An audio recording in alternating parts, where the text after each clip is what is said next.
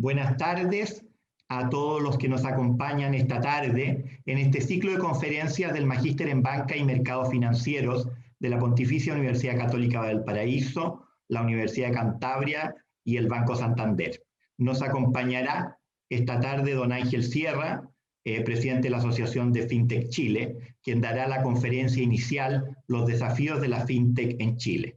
Asimismo, coordinará este ciclo el profesor Hernán Lineski, y quien nos explicará a continuación un poco las reglas de funcionamiento para las preguntas de esta conferencia, así como la evaluación de las mismas. Agradecemos su gentil colaboración y lo presentamos. Hernán es ingeniero en Industrias de la Universidad de Chile, es MBA de la Universidad Adolfo Ibáñez y ha sido gerente en la mayoría de los bancos del país, como el Banco Itaú, el Banco Santander, Corbanca, Bank Boston, entre muchos otros. Tiene más de 30 años de experiencia como consultor y como profesor de varias universidades, tanto en Chile como en Estados Unidos y en Japón.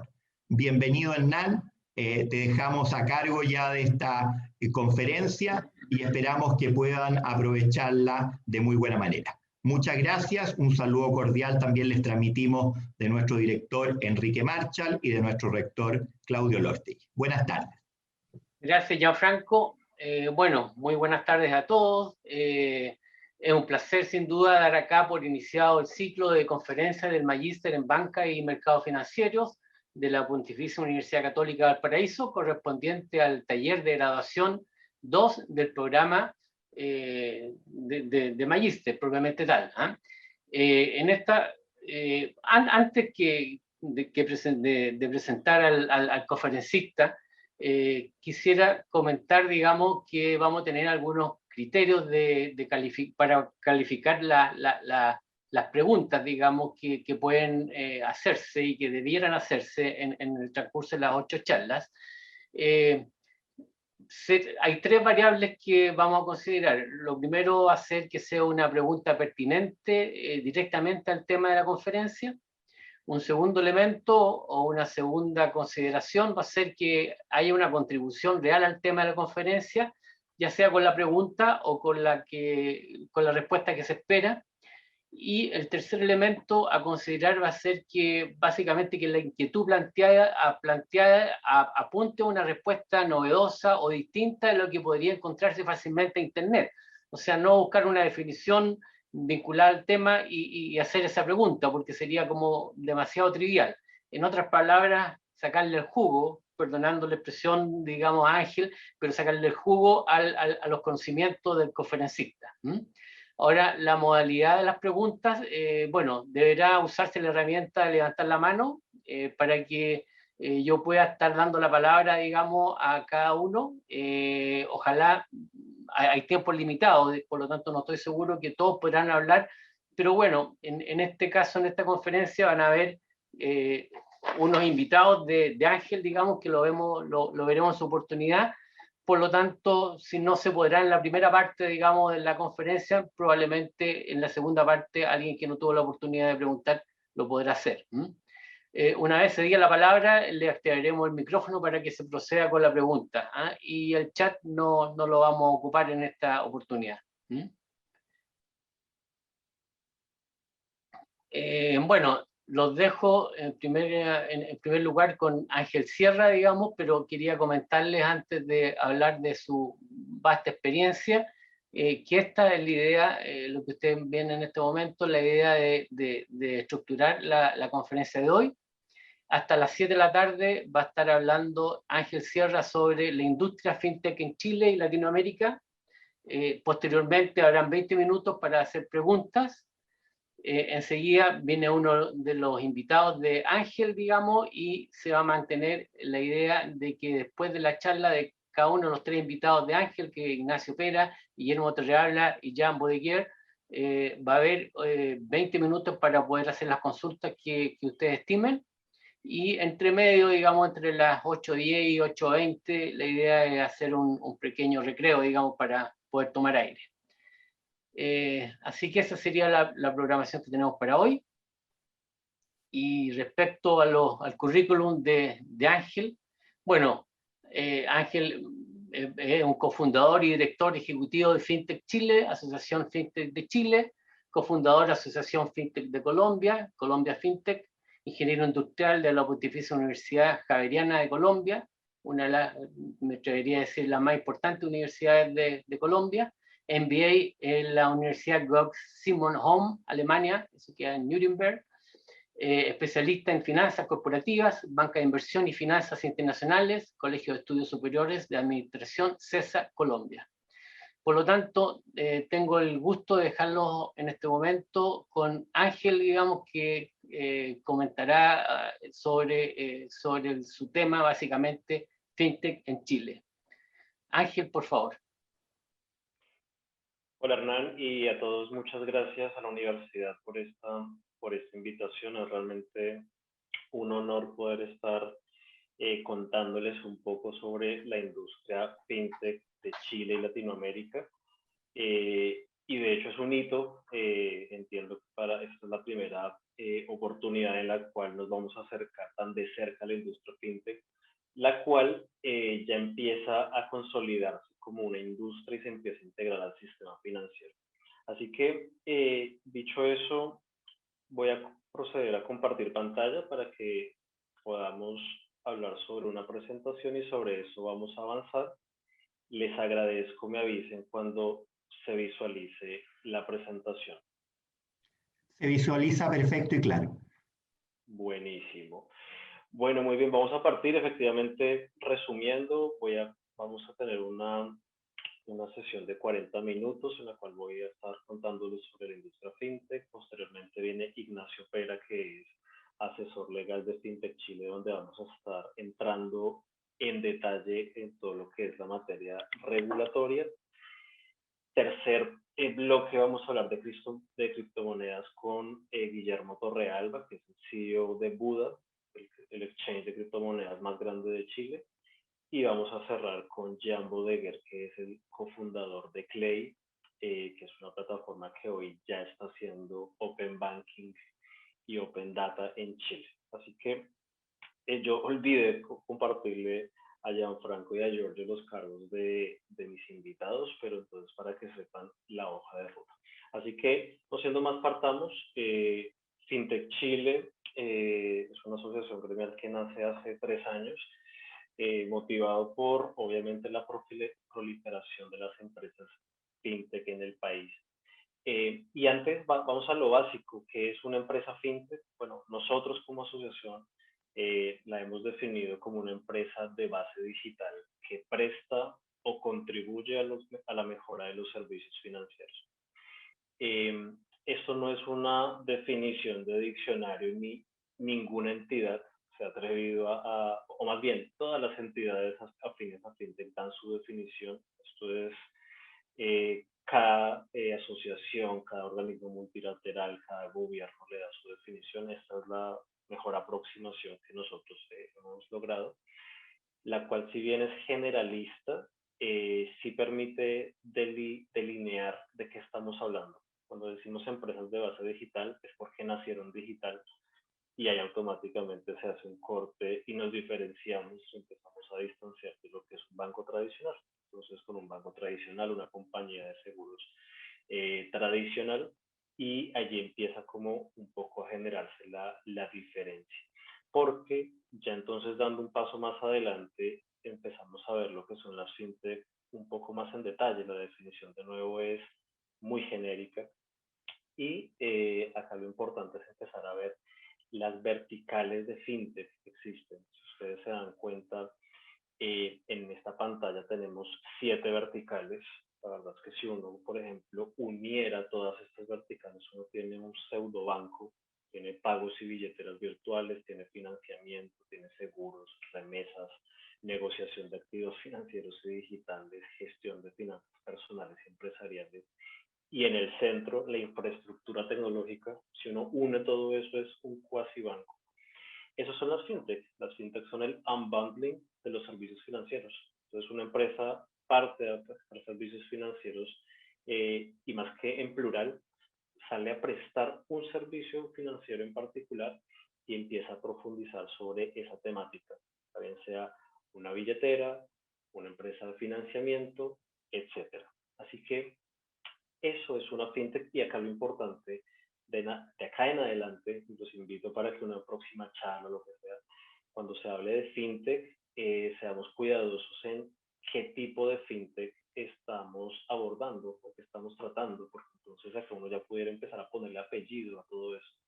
Fintech de financiamiento, fintech de pagos, fintech de remesas, fintech de seguros, y cada uno de estos hexágonos que ustedes ven en pantalla es un mundo, tiene una particularidad, dinámicas de negocio diferentes, así que muy importante cuando uno diga las fintech, eh, eh, en genérico no es conveniente, es mucho mejor hacer la precisión sobre de qué vertical estamos hablando. Así que así las definimos desde FinTech Chile, pero hay otras definiciones, como les decía, las diferentes entidades que se asocian, que entran a hablar de fintech, lo hacen de diferentes formas. Por ejemplo, el Banco Interamericano de Desarrollo, no se alcanza a ver, está un poco chica la pantalla, pero si ustedes cuentan el número de verticales, ellos definen 12 o 13 verticales: pagos y remesas, préstamos, gestión de finanzas personales.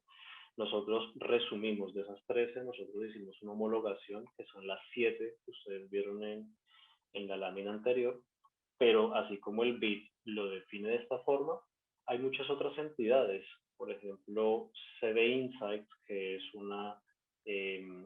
un think tank muy importante de Estados Unidos que genera reportes de todo tipo en torno a tecnología. Tiene algo más de 17 verticales. Finnovating, que es también otro observatorio de fintech en España, tiene algo más de 14.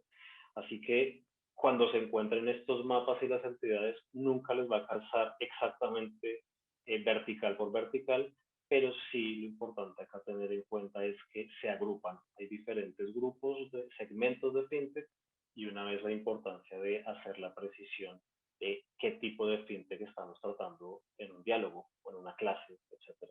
Así que es la panorámica fintech, cómo se estructura, desde lo más, llamemos técnico, todavía no entramos a lo técnico, pero poniéndole nombre y apellido a las cosas, pero la realidad es que nosotros como asociación también visualizamos otra cosa, y es que las fintech, más allá de sus definiciones particulares, son innovación e inclusión financiera. Y acá simplemente traigo una lámina muy diciente, no sé si conozcan el caso de Alipay en China, donde personas de calle o ya tienen códigos QR atados con ellos para inclusive pedir limosna. Y definitivamente se corrobora esta tesis, que es innovación e inclusión financiera. Y no solo porque lo digamos nosotros, sino que esto viene subiendo cada vez más de nivel. Por ejemplo, en pantalla ustedes ven lo que fue el evento, la Bali FinTech, un evento organizado por el Banco Mundial y el Fondo Monetario Internacional hace 2 años, cuando todavía estaba Ban Ki-moon y Christine Lagarde, donde decían fintech es inclusión financiera. O sea, es muy importante que los gobiernos del mundo empiecen a adoptarlo, a acoplarlo a sus sistemas financieros, con ciertas particularidades. Si ustedes googlean posteriormente lo que es el Bali FinTech Agenda, se van a encontrar a ver, contamos rápidamente, estos 10 principios, recomendaciones que entrega el Fondo Monetario Internacional y el Banco Mundial a los gobiernos para que adopten fintech. Pero la gran recomendación es adoptenlo, no lo dejen de hacer, porque esto es inclusión e innovación financiera para un país que redunda en el bienestar de las personas. Así que esto desde el punto de vista de la definición de fintech, y hablar un poco de los orígenes. La verdad es que tampoco hay alguna entidad que diga efectivamente en qué momento partió. Algunos dicen que lo fintech nace desde cuando se crea el cajero automático, los bancos años atrás. Nosotros nos desligamos un poco de esa parte, porque realmente hay un hito que nosotros visualizamos como asociación que da inicio a todo esto, y es la crisis financiera del 2008. Como todos deben saber o recordar, en el 2008 viene la recesión mundial, bueno, la recesión, la crisis de los mercados financieros. Y acá lo importante es que, dada la poca liquidez que se empieza a generar en el mercado, sobre todo de Europa y Estados Unidos, empiezan a nacer las plataformas de crowdfunding. Ese fue como el primer paso, donde entonces multitudes empiezan a invertir en proyectos o en deuda de empresas, y se empieza a dar esta dinámica a través de un punto de encuentro digital. Entonces, allí es donde visualizamos que nacen las FinTech 2008. Y efectivamente hoy ya podemos hablar de prácticamente algo más de una década y fracción, hablando en estricto rigor de FinTech. Algunos dirán, bueno, ¿y qué pasa con el caso PayPal? Sí, PayPal viene de 20 años atrás y efectivamente es una FinTech de las más grandes del mundo, pero para empezar a hablar de masa crítica del fenómeno FinTech, nosotros visualizamos que esto sucede desde el 2008. Y bueno, desde el 2008, ¿qué ha sucedido? Un crecimiento exponencial de empresas. En la gráfica tenemos lo que es la industria FinTech de Latinoamérica, caracterizado por el BIT, donde en 2017 teníamos 700 empresas, en 2018 1.166, al cierre de 2020 van 2.300 y esto seguirá creciendo. Entonces, si se dan cuenta, hay masa crítica, y esto se empieza a reflejar, por ejemplo, en estas curvas, donde ya se empieza a visualizar cómo empiezan a acelerar los países. Acá ya hay un desagregado de cuántas empresas FinTech hay por país. En el caso de Chile, por el BID, ojo también, quien no hace la observación, el BID visualizó al cierre de 2020 180 empresas, lo cual es muy interesante porque si bien es en volumen de empresas es el más bajo de la región, la verdad es que es muy destacable que estemos tan cerca de mercados como el de Colombia y Argentina, que tienen casi el triple de habitantes de Chile. De hecho, llama la atención que Chile hoy tiene el mayor número de empresas FinTech por millón de habitantes. La penetración de FinTech en Chile es muy importante, así que no hay que dejarse solamente guiar por lo que son el volumen de empresas, sino también empezar a hacer ratios para entender cómo avanzan las FinTech en cierta geografía. Así que acá lo importante es que ustedes se pueden dar cuenta que esto ha tomado y seguirá tomando vuelo, y por ende definitivamente podemos decir que habemos nueva industria. Esto ya es una industria de 2.300 empresas avanzando a tal velocidad y con crecimiento tan exponencial. Hay una industria, y de hecho, para conocimiento de todos los que estén interesados en seguir profundizando en FinTech, les recomiendo que entren al sitio web FinTech Iberoamérica. Eso es www.fintech Iberoamérica. Esta es la Alianza FinTech Iberoamericana, en donde confluimos, donde se nuclean todas las asociaciones FinTech de la región, y allí compartimos mejores prácticas en todo tipo, regulatorias, de negocios, ayudamos a empresas que van de un país a otro, etc. Así que definitivamente ya se puede hablar de una industria. Y pues al ser de hecho una industria naciente que plantea desafíos para los países, empiezan a nacer contrapartes y con iniciativas muy concretas. También para los interesados les recomiendo que entren en LinkedIn particularmente a buscar FinTech Lab. FinTech Lab es una iniciativa que nace desde el Banco Interamericano de Desarrollo con el objetivo de ayudar, colaborar, ser un facilitador en el diálogo entre gobierno y empresas FinTech. De hecho, en la fotografía lo que ustedes visualizan es el primer encuentro de FinTech Lab. Esto fue en Panamá en el año 2019, y allí estuvimos todas las asociaciones FinTech de la región con todos los reguladores financieros de la región.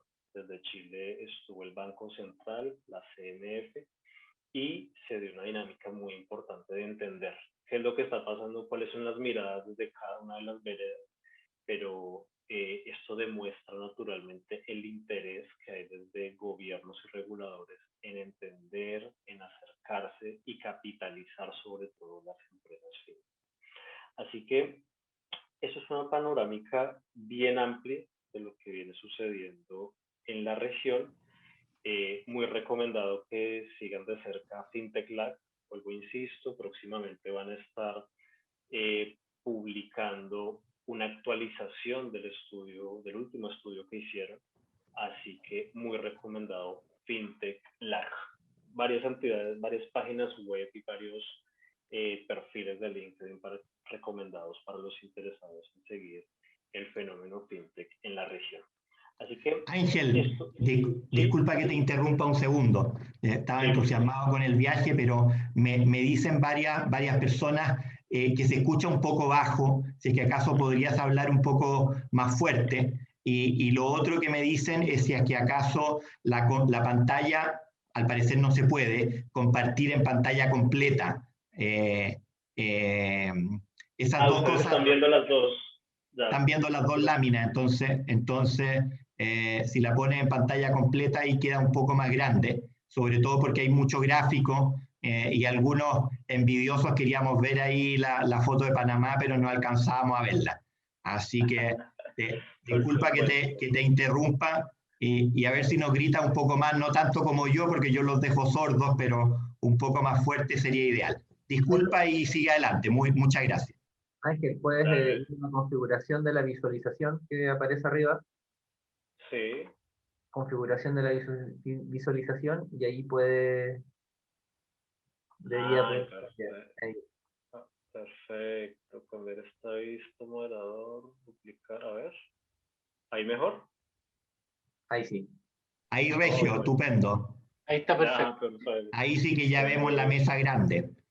Ay, qué lástima que lo de antes no se pudo ver, pero bueno, ahí entiendo que... Sí, después se la vamos a enviar a los estudiantes, así que no te preocupes. Y nos grita un poco más y estamos Regio. Muchas gracias. Buenísimo. ¿Ahí me escuchan mejor? Sí, ahí está mejor, está más cerca del computador, está más fuerte. Ya, perfecto. Súper. Entonces les comentaba que esa es una breve mirada a lo que es la industria fintech de la región. Y muy importante hacer seguimiento constante a la industria porque esto avanza muy rápidamente. Si se dan cuenta, los números que les mostraba en pantalla año a año prácticamente se están casi que duplicando. Entonces se están generando muchos estudios, no solamente desde el BID, sino también, por ejemplo, desde la Universidad de Cambridge. El Banco Mundial ya empieza a llegar a FinTech, la CAF, etcétera. Así que muy importante hacer seguimiento desde siguiendo estos multilaterales, por ejemplo, y muy invitados también a que sigan el perfil de FinTech Chile, donde también estamos publicando constantemente todo lo que está sucediendo.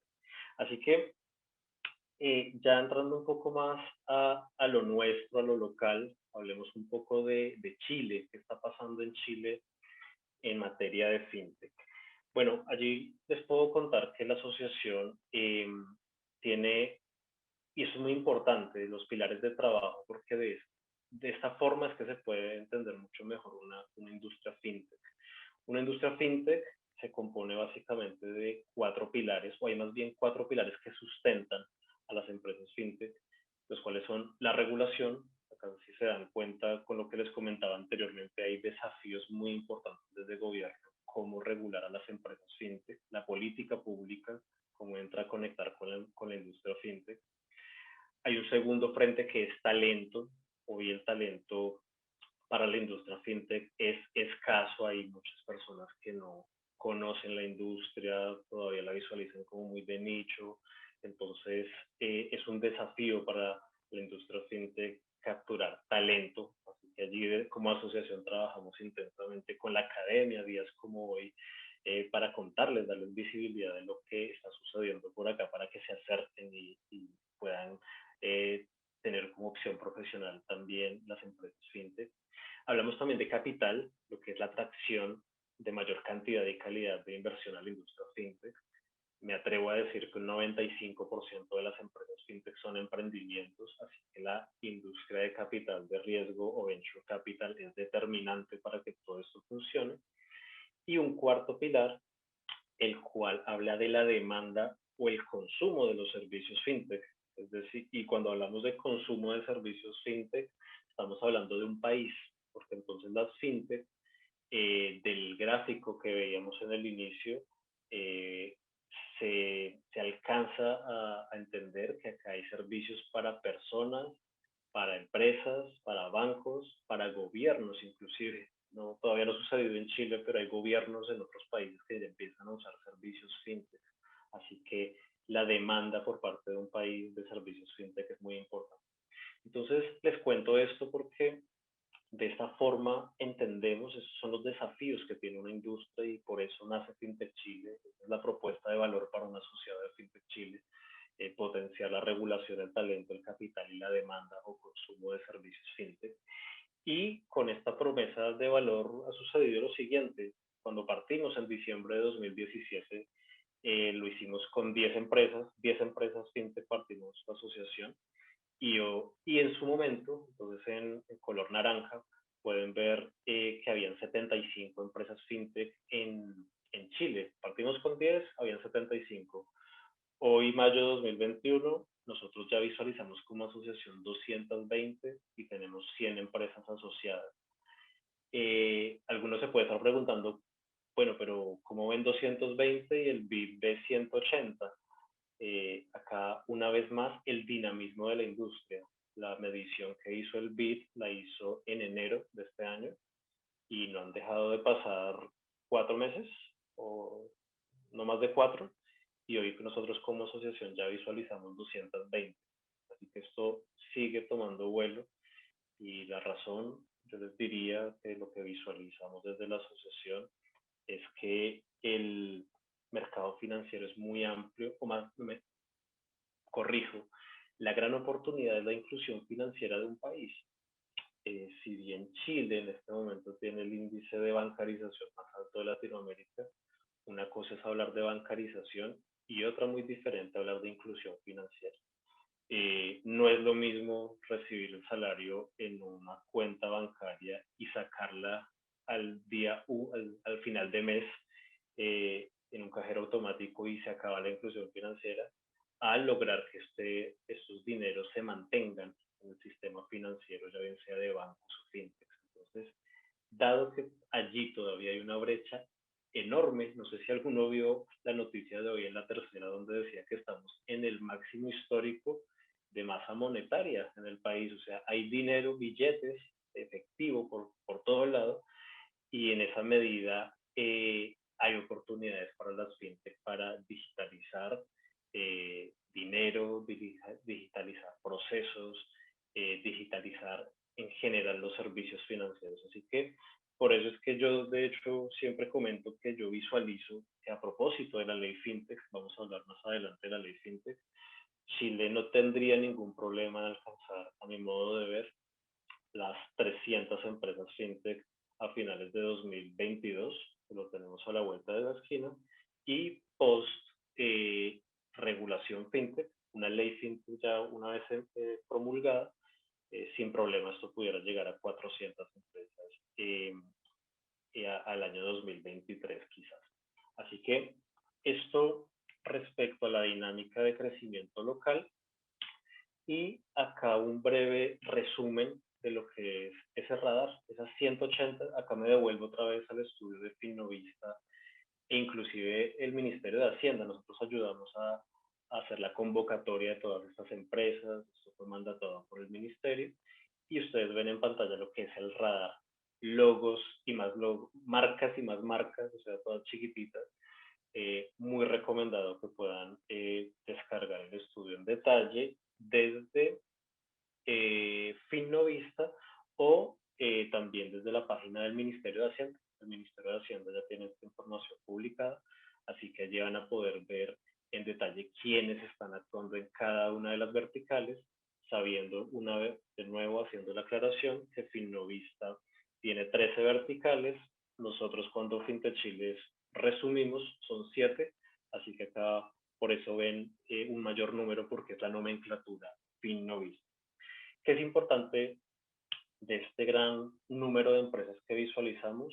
La distribución introducción, esto es muy interesante ver cómo casi el 25% de la industria fintech está ubicada a todo lo que tiene que ver con procesamiento de pagos y remesas. La pandemia ha acelerado la digitalización más bien la adopción de servicios de compras digitales, por ejemplo, y allí son las fintechs las que están intermediando todas esas compras virtuales, así que de allí que haya una masa crítica, no solamente en Chile, es un común denominador de Latinoamérica, la vertical de fintech más grande siempre es la de pagos, seguida de financiamiento, y esto sí que son buenas noticias para un país porque en un momento como este, donde estamos recién acomodándonos, organizándonos para una reactivación económica, hay una buena masa de empresas que ya se han concentrado y vienen trabajando en todo lo que es factoring digital y otras que ya están entrando al financiamiento per se, o sea, préstamos para capital de trabajo u otros. Así que hago entro en ese detalle de esas dos, o más bien a explicar, porque acá tranquilamente estamos hablando del 42% de dónde se concentran las empresas fintech, y muy interesante saber que esto va a crecer, o sea, la realidad es que debiera llegar casi que un 25 pagos y financiamiento, o sea, en términos de financiamiento, con lo que ha sucedido. La banca hizo un gran trabajo con el FOGAPE y aún así hay muchas empresas que quedaron fuera. Y esas que quedan por fuera son oportunidades para las fintech, así que veremos crecer ese pedacito de la torta de las empresas de lending o financiamiento. Dicho eso, pues entonces una vez más invitarlos a que, tal y como decía Giancarlo, vamos a compartir esta presentación. En color amarillo está el link del Ministerio de Hacienda donde pueden ver el detalle del estudio, así que muy invitados a que lo conozcan. Hay bastante información para procesar, pero naturalmente por temas de tiempo estamos haciendo un muy rápido resumen y pasada para entender la generalidad. Ya para cerrar, nos quedan todavía varias láminas, pero vamos a profundizar en lo que es la regulación. Creo que es de las temas más importantes para abordar. Contarles básicamente que hay tres frentes que están sucediendo. Así que primero, la ley FinTech. Estamos a semanas, o sea, el ministro de Hacienda anunció en el Chile Day que a más tardar el primer semestre del año se iba a estar enviando un proyecto de ley al Congreso. Esperamos que de acá 30 de junio suceda, y si no es el 30 de junio será algunas semanas o unas semanas después, pero eso ya está comprometido, o sea, por lo pronto no se ha no se ha puesto en stand-by el proyecto, y de hecho llama la atención que el ministerio sigue nutriendo su equipo fintech. Cada vez llegan más profesionales a trabajar en el proyecto de ley fintech porque es amplio. No voy a entrar tan en detalle porque la ley fintech la vamos a ver en la próxima charla con el invitado Ignacio Pera, que nos va a contar qué es la ley fintech, pero bueno, ley fintech viene en camino, un poco de historia. Esto nace, el push final, porque se viene hablando de ley fintech hace 2 años, pero realmente esto sucede con la portabilidad financiera. La portabilidad financiera fue un punto clave en el cual la asociación pudo subir al Senado la solicitud de por qué una empresa fintech no podía ser parte de la portabilidad financiera. Y la realidad es que los senadores identificaron que efectivamente eso no estaba bueno, que por qué no se regulaban las empresas fintech, y se genera un oficio al Ministerio de Hacienda. Así que, solamente para tener un poco de historia, se anuncia la ley fintech el año pasado. Se dan cuenta en pantalla, la fecha es del 9 de abril, justo partiendo la pandemia, así que stand-by a la ley fintech. Pero bueno, todo siguió andando, se normalizaron un poco las cosas, y es hasta noviembre del año pasado cuando se suma Rosario Celedón, Ana María Montoya, y se empieza a conformar este grupo para crear la regulación fintech, que voy a entrar rápidamente en títulos, dado que, insisto, lo vamos a profundizar en la siguiente charla. Vamos a estar hablando de crowdlending, contratos por diferencia, criptomonedas y tokens, asesores crediticios, open banking y open data. Y de hecho se me queda por acá porque todavía esto se sabe por la propuesta que hizo la CMF. Ya otra cosa es lo que vaya a generar el ministerio, pero de la propuesta de la CMF también daba vueltas por allí el concepto de asesores, asesores de inversión. Así que ese es como el scope. Es bien interesante porque, a diferencia de varios países de Latinoamérica que empiezan a regular fintech a cuentagotas, digámoslo, tema por tema, es un proyecto independiente, acá se va a presentar en teoría un proyecto integral, lo cual es muy bueno porque se le da la importancia y se avanza en bloque. Llegar a hablar de Open Banking y Open Data sin haber regulado todas las verticales fintech que se necesitan regular, no tendría sentido. Así que es acertado el de estar haciendo esta regulación integral para la industria fintech. ¿Qué viene? Bueno, un estudio de impacto, hay varios estudios dando vueltas, la Comisión Nacional de Productividad está haciendo un estudio de fintech, el que les comentaba láminas atrás ya se publicó hace 2 semanas, así que ahí se está recabando bastante información para hacer el envío final, así que por lo pronto vamos a esperar. Eso es lo que tenemos por lo pronto. Llama la atención que el mismo Banco Central le pone presión al Ministerio de Hacienda y dice que la falta de una ley fintech nos va a ir pesando crecientemente y quizás frustrando. Así que tenemos que esperar. Yo soy optimista en decir que esto debiera ser cuestión de semanas, ojalá no sean meses, pero esto viene en camino sin lugar a dudas. Así que eso es la ley fintech. Tenemos otro gran frente que es la digitalización del dinero. Voy a acelerar un poco por efectos de tiempo. Básicamente, hoy estamos migrando de un modelo de 3 a 4 partes, algo muy, muy interesante en el que se abre la competencia en el mundo de la adquirencia. Todos sabemos que Transbank era un, llamémoslo, pseudo monopolio de la adquirencia en pagos, así que se empieza a abrir la cancha. Y el tema es que esta migración, hay un momento en la que se judicializa el proceso de migración a 4 partes. No es un proceso trivial. Acá hay una cadena de pagos donde están los emisores, están los procesadores, están los adquirentes, están los subadquirentes. En los subadquirentes hay bastantes fintechs, está el comercio y cada uno tiene un interés. A cada uno le duele algo en particular, así que esto se tuvo que judicializar.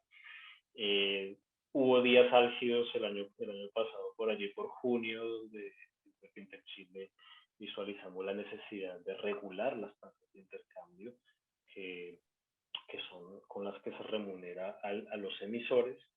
Y bueno, la realidad es que esto decantó solo, no solo era Fintech Chile, sino muchos otros actores. Y bueno, hoy ya hay un proyecto de ley en el Congreso. Para los que quieren mayor detalle, esto ya superó todas las instancias en el Congreso, ya pasó por diputados y Senado. Estamos a días de la promulgación de la ley. O sea, desde el Congreso ya salió, así que ya debe estar el documento en el escritorio del presidente. Debemos estar a días de conocer, de tener ley de tasas de intercambio. Temática muy importante, como les digo, porque allí hay fintech en todos los eslabones, desde la emisión con los emisores de prepago, como desde el procesamiento, la adquirencia y la subadquirencia. En todas las eslabones de la cadena de pagos ya empieza a haber fintech, así que las tasas de intercambio se vuelven la cadena, es lo que permite, es lo que une a todo este ecosistema y lo remunera. Y la idea es que se fijen lo mejor posible estas tarifas para que sea autosustentable el modelo y naturalmente se maximice la inclusión financiera, porque la digitalización del dinero es muy importante para un país. Importante también destacar, vemos un Banco Central también muy activo en materia de fintech. No sé si conocieron una consulta que se generó en marzo y cerró hace poco, respecto a cámaras de compensación de bajo valor. El Banco Central está muy interesado en que se generen nuevas cámaras de compensación de bajo valor. Así que visualizamos un Banco Central activo, una CMF activa y en general un gobierno activo en temáticas fintech. Porque de nuevo la digitalización de lo efectivo, dado que estamos hablando de pagos, del mundo de pagos, es muy importante. Una institución muy importante como Better Than Cash Alliance, lo que dice es países digitalicen el efectivo porque eso trae reducción de costos en el manejo del dinero, transparencia y seguridad. La realidad es que el dinero se presta para los negocios turbios, narcotráfico, armas, entre otros, y eso no está bueno para un país. La digitalización del efectivo también permite la formalización de la economía, en la medida que sabemos quién paga, a quién le paga y si deben haber o no impuestos, eso permite formalizar la economía. En el largo plazo viene la inclusión financiera. Así que muy importante la digitalización del dinero, y esto habla de alguna forma con la importancia que tienen los pagos en la industria fintech. Hablábamos de un 25% del ecosistema en pagos. Bueno, la oportunidad es muy grande. Hay mucho efectivo para digitalizar, así que allí se entiende por qué esta dinámica de la vertical de pagos. Finalmente, tenemos otros temas a monitorear. Entonces, ¿qué viene en camino que va a impactar a las fintech y al sistema financiero en general, pero a las fintech es de particular interés? Viene en camino un proyecto de ley de deuda consolidada desde el Ministerio de Economía.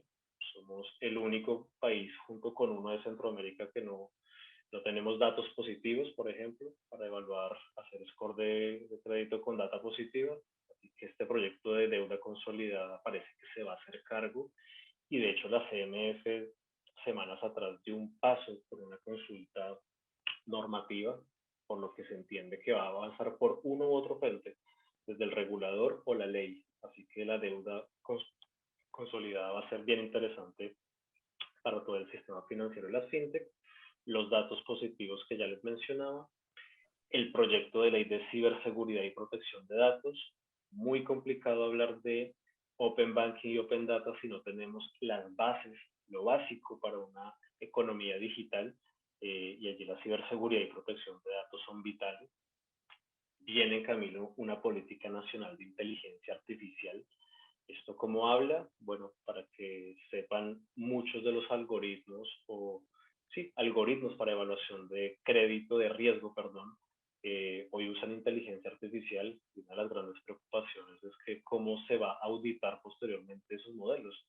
Difícil porque la inteligencia artificial, para los que han revisado, es la máquina aprendiendo de la experiencia, y eso no genera fórmulas, sino que día a día se va reinventando y ajustando para generar optimizar el resultado que le ha planteado el que define la aplicación de la inteligencia artificial. Así que allí hay desafíos.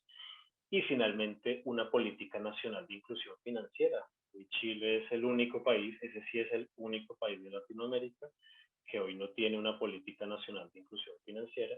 Así que eso es de gran relevancia para el sistema financiero de cara a lo que viene con las finanzas digitales. Así que esa es un poco la foto. ¿Cuál es nuestro objetivo como asociación? Estamos convencidos que uniendo todos estos elementos que les conté, regulatorios, más los de capital, demanda, Chile tiene una gran oportunidad en convertirse en un hub tecnológico financiero para Latinoamérica. Hoy llama la atención como en Singapur, un país de 5 o 6 millones de habitantes, se convirtió en la cuna de la tecnología financiera en Asia. Entonces, claro, uno a veces puede decir, no, Chile es un país muy chico en la región comparado con Brasil y México. Falso, depende de cómo se trabaje mancomunadamente entre gobierno y privados para que un país se convierta en un hub de servicios financieros a base en tecnología. Hoy se puede hablar sin problemas, si nos lo proponemos, que se exporten servicios financieros desde Chile, y todo parece indicar que pudiéramos ir para allá. Estamos dando los pasos correctos, el tema es que hay que acelerar el paso. Así que eso es un poco lo que les quería contar. Aceleré el paso para que tengamos algunos minutos de preguntas para no retrasar la agenda. Invitadísimos a que entren a Chile FinTech Forum. Este fue el evento de la asociación que hicimos hace 2 semanas.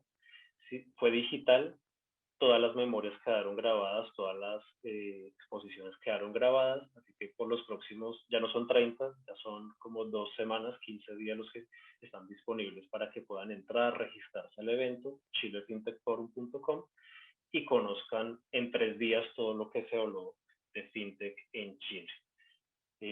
Así que eso tenemos por lo pronto. Síganos, invitación, síganos en el perfil de LinkedIn, ya que publicamos constantemente información de la industria.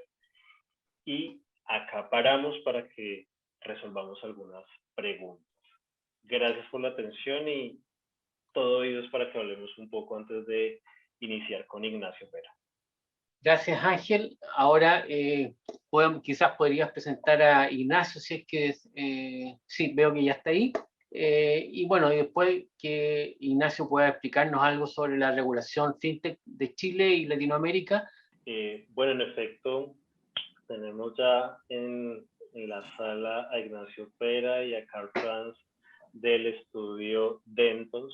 Ignacio y Carl Franz son asesores de FinTech Chile y la verdad, pues, unos expertos en todo lo que podemos denominar regulación de la industria. Así que por eso les decía en su momento que algunos temas los iba a saltar, porque Ignacio y Carl van a profundizar, y allí ya les paso la palabra para que sigamos avanzando. Así que bienvenidos Ignacio y Carl Franz, y vamos adelante por favor con nuestra presentación de regulación. Bienvenidos. Perfecto, Ángel, muchas gracias. Buenas noches a todos. Parece que nos demoramos un poco en entrar. Estábamos en otra sala, en un Google Meet, esperando y no había nadie, así que... Pero ahora estamos ya listos para partir. ¿Puedo compartir pantalla, cierto? ¿Me escuchan bien? Sí, perfecto. Comparte.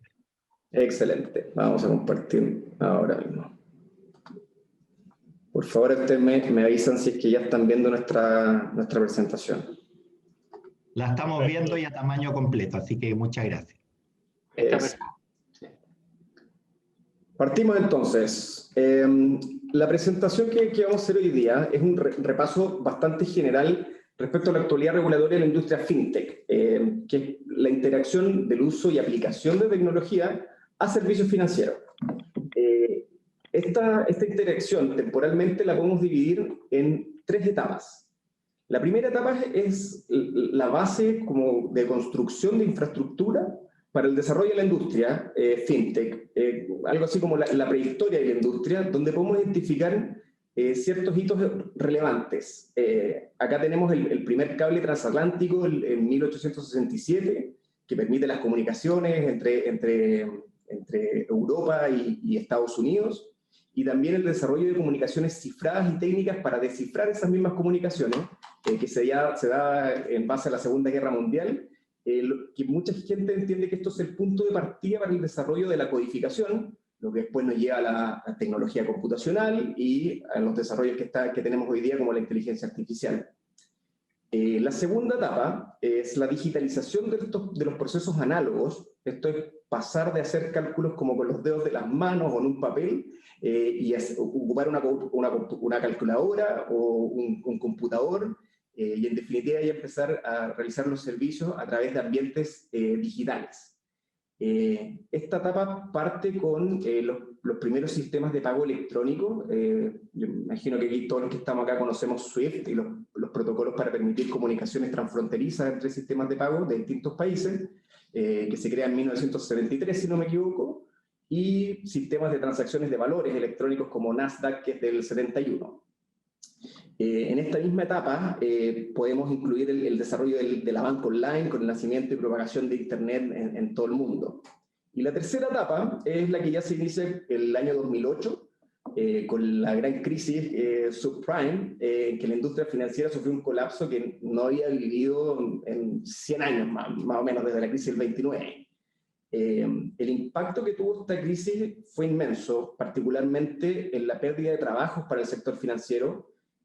También tuvo un tremendo impacto en regulatorio. El regulador en Estados Unidos, el resto del mundo, obligó a la banca tradicional a prevenir o prohibir que esto volviera a suceder, lo que significó un aumento en los costos de la industria bancaria, y al mismo tiempo genera una pérdida de confianza en algo que todos siempre depositamos. Decimos, ok, banco, yo dejo aquí mi dinero custodiado, después voy a hacer inversiones, pido crédito, y es algo que con la crisis subprime en el mundo se empezó a perder un poco.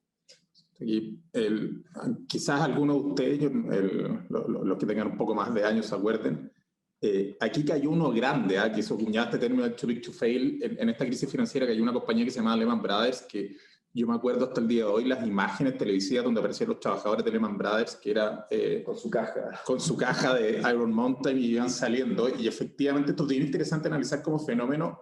Después, bueno, los 8 grandes, de hecho, lo fueron protegidos por el regulador norteamericano, porque el que seguía, dicen muchos en la línea, era por ejemplo Merrill Lynch, que después por un tema de reservas de capital lo tuvieron que juntar con el BOFA, el Bank of America. Y lo que le está mencionando a ustedes, Ignacio, es interesante, porque después vamos a ver más adelante que uno de los factores motivantes de la regulación vienen impulsados fuertemente por el regulador con ocasión de crisis, que es un poco diría yo, el ritmo que van tomando las distintas circunstancias y que van modelando después las realidades regulatorias y al mismo tiempo las realidades contractuales y las realidades operacionales de las distintas industrias financieras. Perfecto. Sorry un segundo, Ignacio y Carl Franz, solo para validar. ¿Ustedes vienen avanzando en las láminas o estamos en la primera? Todavía regulación. Un pequeño resumen nomás, y después nos metemos a láminas. Perfecto. Solo para validar. Sí, no, perfecto. Gracias. Pasa al otro. Sí. Bueno, como le decíamos, la tercera etapa en la que estamos nace por lo que hablamos de todo este fenómeno, crisis bancaria, miedo, gente despedida con muchísimo talento. Y al mismo tiempo, estamos hablando de 2008, un año antes sale el primer iPhone, y la propagación del uso de smartphones en el mundo fue también total, entregando tecnología, ya no en un computador, ya puedo tener mi celular en la mano, me voy al campo, me voy de viaje, donde sea, y puedo tener mis servicios financieros en la palma de la mano. Esto genera en el consumidor financiero una visión totalmente distinta de lo que significa para mí ser cliente de una institución financiera. En esta época nace Bitcoin, 2009, peer-to-peer lending, formas de crowdfunding, billeteras virtuales, billeteras electrónicas, todo lo que hoy día entendemos por fintech. Vamos a seguir a la siguiente etapa entonces. Primera etapa, construcción de tecnología. Segunda etapa, digitalización. Ambas etapas ya están cubiertas por la regulación en la mayor parte del mundo. En Chile tenemos la Ley General de Bancos, el Compendio de Normas Financieras, la RAN, incluso está regulado cuando las instituciones financieras tercerizan sus servicios críticos. Tenemos regulada la continuidad operacional, seguridad, ciberseguridad. Hasta el día todo eso totalmente regulado. La tercera etapa, que es lo que vamos a revisar hoy día, todavía no. Vamos a ver cómo industrias que mediante el uso de la tecnología logran desagregar servicios financieros o generar modelos económicos innovadores, escapan de la regulación tradicional.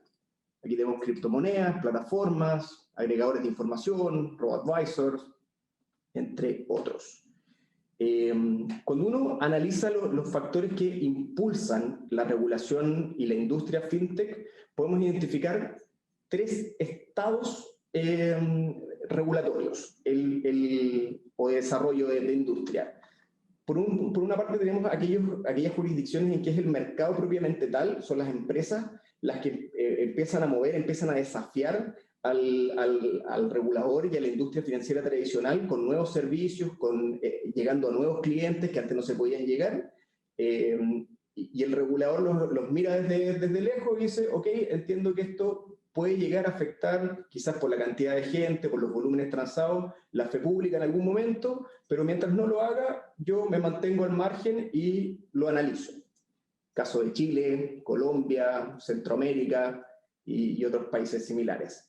El factor mixto es cuando ya el regulador dice, ok, creo que ya es momento de alguna vértice del área fintech, me interesa regularla particularmente por la cantidad de gente que está participando, porque los montos transados son relevantes, porque quizás está no ya al borde de la regulación tradicional, sino que transgrediéndola, como puede ser una plataforma que haga oferta pública de valores, etcétera. Claro, o invadiendo campos regulatorios habituales de la industria financiera antes de la era fintech. Aquí no se olviden ustedes que muchas de las actividades financieras están reguladas para los bancos, para los corredores de valores, intermediarios, seguros, etc.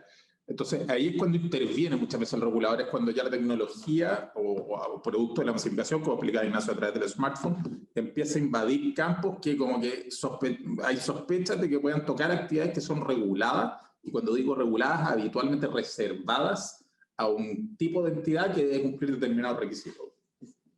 Exacto. El último estado que podemos identificar es cuando el regulador ya ha dicho, entiendo que la tecnología es una parte integral de los servicios financieros y ya la voy a regular, da lo mismo lo que haga, si se genera una nueva tecnología que impacta los servicios financieros, va a caer dentro de una regulación. Tenemos el ejemplo de México hasta ahora. Pero eso lo vamos a analizar más en profundidad más adelante. Vamos a partir con el caso chileno para ver dónde estamos y hacia dónde vamos. A día de hoy, Chile es una jurisdicción donde el desarrollo de la industria fintech está empujado, yo diría, exclusivamente por el mercado. Los actores fintech deben seguir lineamientos generales establecidos por la ley para prestar los servicios financieros con total prescindencia de si es que están apalancados en tecnología, si es que el servicio que prestan es desagregado. Por ejemplo, la industria de los seguros, si doy solo seguros para mascotas, da lo mismo, me tengo que regular por el DFL 251 completo. Y lo que hacen entonces, las empresas tienen que identificar cuál es su marco regulatorio, dónde se ubican y cumplir con la ley. No hay nada en particular respecto a la tecnología. Podemos poner, por ejemplo, en el peer-to-peer lending a día de hoy,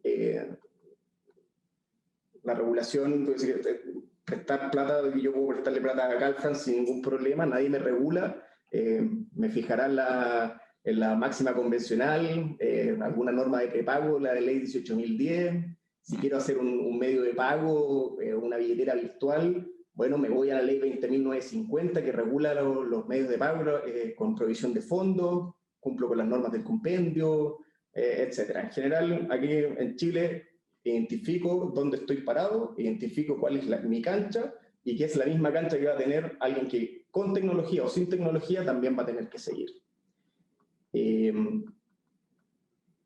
Lo bueno que en Chile lo que sí tenemos, a pesar de que a día de hoy no hay una regulación particular, sí vemos que el regulador está interesado en este tema. Después vamos a comparar el caso venezolano, donde si bien también se mueve por el mercado, el regulador venezolano no está interesado en regular y no tiene ni siquiera una propuesta de cómo regular la industria fintech. En Chile, en cambio, ya conocemos la propuesta que hizo la CMF, la presentó, la última versión es del 9 de febrero de este año, y que es el primer esfuerzo como regulatorio general para crear un marco para la industria fintech. La propuesta de la CMF busca regular seis actividades. Y aquí vamos a entrar ya de lleno a lo que es la regulación, la propuesta de regulación chilena. Para hacer un breve análisis primero de la amplitud, Chile decidió, la CMF decidió no ir por todos los modelos novedosos como los regula la ley mexicana, sino que dijo, identifiqué a las plataformas de crowdfunding y de crowdlending, que son las plataformas que ofrecen o que pueden ofrecer o valores o hacer préstamos entre personas y ciertos servicios relacionados con esa industria, en vez de una regulación total y completa para la industria fintech. ciertos conceptos que son interesantes para revisar de la regulación chilena. El primero es plataforma de financiamiento colaborativo. Esa es la primera actividad que pretende regular la propuesta de la CMF.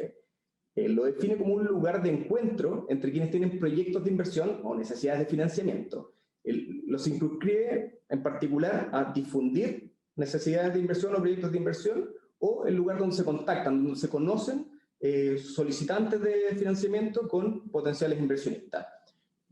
Como ejemplo, vamos a una página web, abrimos un sitio y nos aparece empresa Lápices de Chile S.A., necesita 5 millones de pesos, proyecto para financiar capital de trabajo, ofrece una TIR de tanto por ciento, el plazo de pago serán tantos días. Contacte en esta dirección a esta persona y hasta ahí llega la plataforma de financiamiento colaborativo. Se difundió un proyecto y se contactaron los potenciales solicitantes con los inversionistas. La siguiente actividad que regula la propuesta son los sistemas alternativos de transacción. Esto también lo define como un lugar que puede ser físico o virtual, pero ahora los que participan en el sistema no solo se conocen, no solo se contactan o se difunden el proyecto, sino que además se cotizan, se ofrecen y transan instrumentos financieros, sin que sea una bolsa de valores o productos. O sea, sin estar regulado bajo esas leyes, se ofrecen, cotizan o transan instrumentos financieros. Volviendo al ejemplo anterior, tenemos la empresa de Lápices de Chile que hizo su oferta y ahora la plataforma me permite, a través de hacer un clic, suscribir un contrato de crédito y se ejecuta conforme a las condiciones publicadas en la plataforma. Para entender un poco la amplitud de qué significa un sistema alternativo de transacción, es importante entender la definición que da después de instrumento financiero. La propuesta dice que se va a entender por instrumento financiero, o sea, aquel título que vamos a poder transar en estas plataformas electrónicas, a todo título, con excepción de valor de oferta pública, contrato, documento o bien incorporal, distinto de dinero o divisa, diseñado, empleado o estructurado con la finalidad de generar rentas monetarias o dar cuenta de una deuda insoluta. Y como ejemplo da valores no inscritos en el registro de valores extranjeros de la 18.045, contratos de derivado, contrato por diferencia, facturas, y además incluye criptoactivos. Independiente del soporte, tenemos todo este tipo de documentos.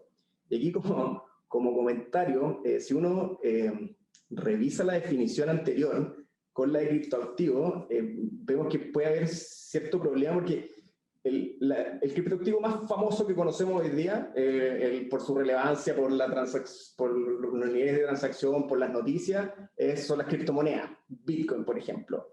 Pero si uno se da cuenta de la definición anterior, que dice es un bien incorporal, ¿ok? Bitcoin puede ser un bien incorporal, pero no está diseñado, empleado o estructurado para generar rentas monetarias ni dar cuenta de una deuda insoluta.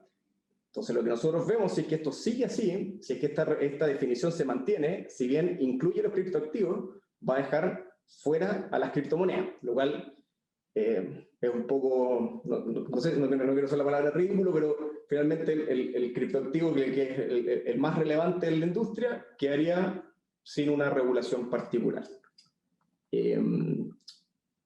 Otra actividad que regula, ahí tenemos acá los grandes sistemas, las plataformas donde se conoce la gente, los sistemas alternativos de transacción, donde se permite hacer las transacciones de instrumentos financieros, está el enrutamiento de órdenes, que simplemente es recibir y canalizar de terceros órdenes para la compra o venta de instrumentos financieros. La cuarta actividad es la intermediación de estos instrumentos, adquirir o enajenar instrumentos financieros con el ánimo anterior de enajenar o adquirir estos mismos instrumentos, comprar y vender, o hacer lo mismo para terceros. Luego está la custodia de los instrumentos financieros, que se define como poseer instrumentos de propiedad de terceros o mantener dinero o divisas por cuenta de estos que provengan de los flujos de la enajenación o hayan sido entregados por la adquisición de los mismos para garantizar las operaciones. La definición de custodia es bastante interesante porque en un ambiente digital pareciera que se puede permitir como un servicio totalmente independiente, eso hay que recordar, estos son servicios que se pueden prestar de manera independiente a las plataformas, pero van a estar regulados igual en sí mismos. Entonces yo voy a tener un sistema de custodia, puedo generar una billetera que incluya criptomonedas, que incluya otro tipo de criptoactivos, que incluya contratos de derivados y además que incluya dinero fiat.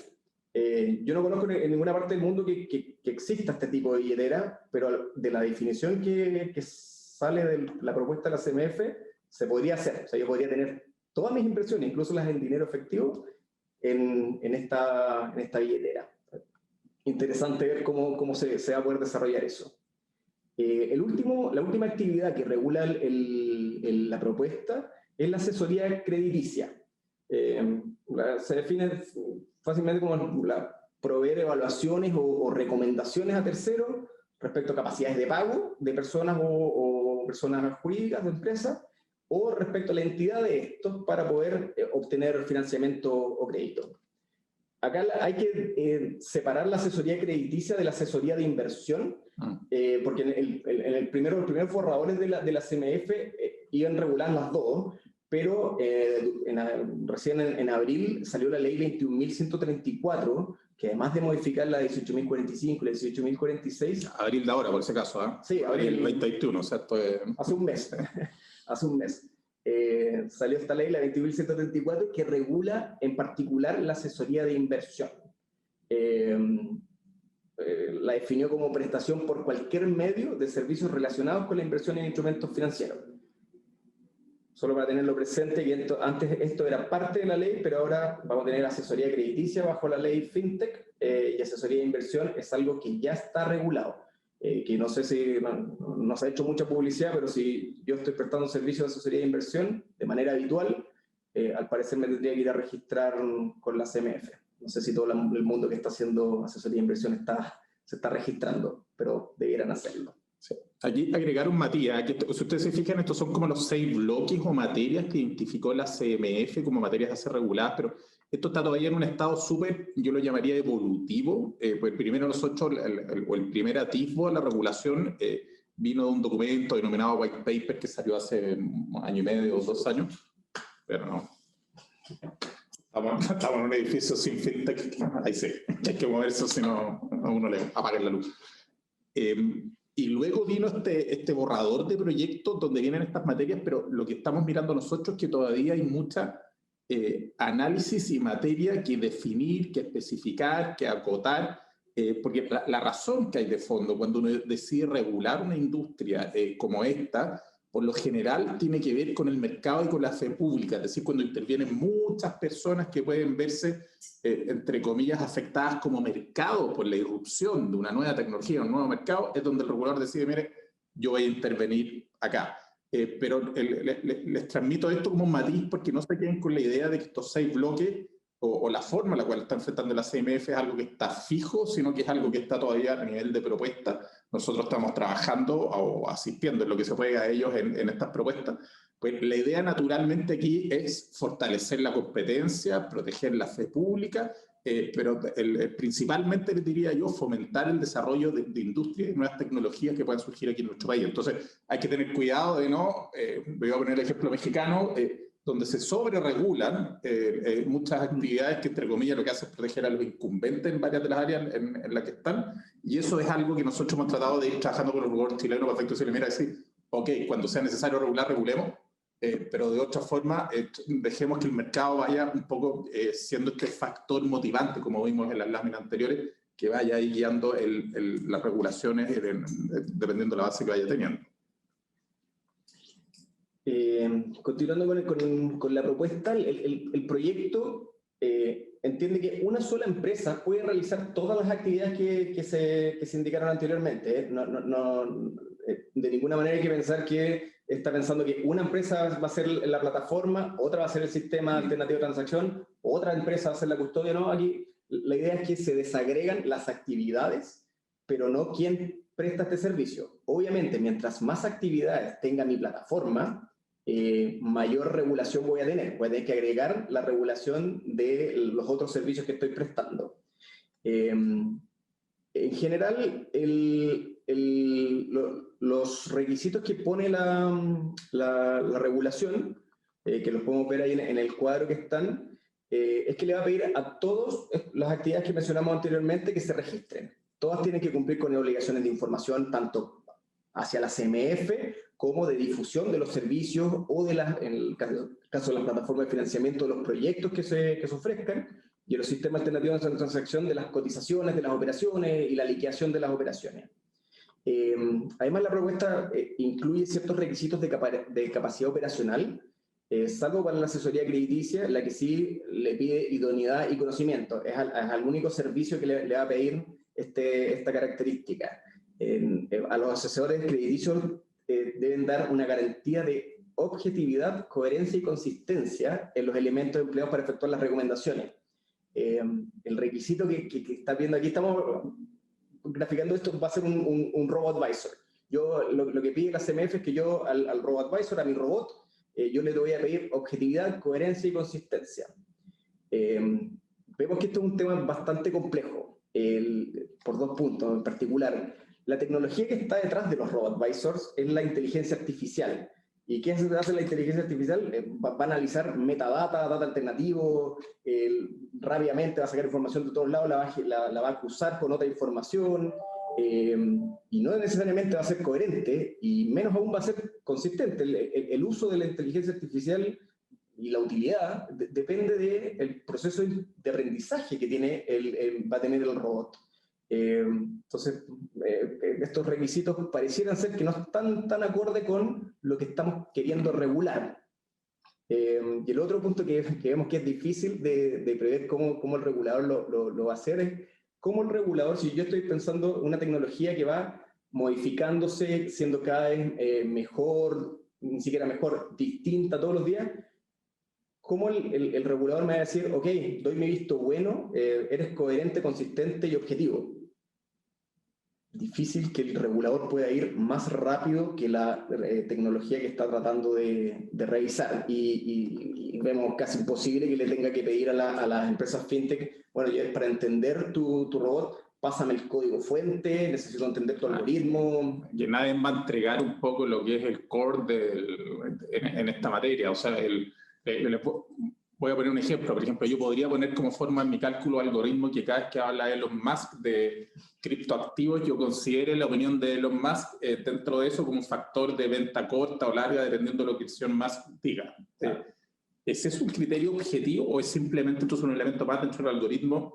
Que esto, ojo, que no es un factor único, son factores que se concatenan en una gran cadena de elementos que uno después le va asignando factores de ponderación, y eso es lo que se transforma después en una, digamos, sugerencia o opinión de actuación o de inversión o desinversión.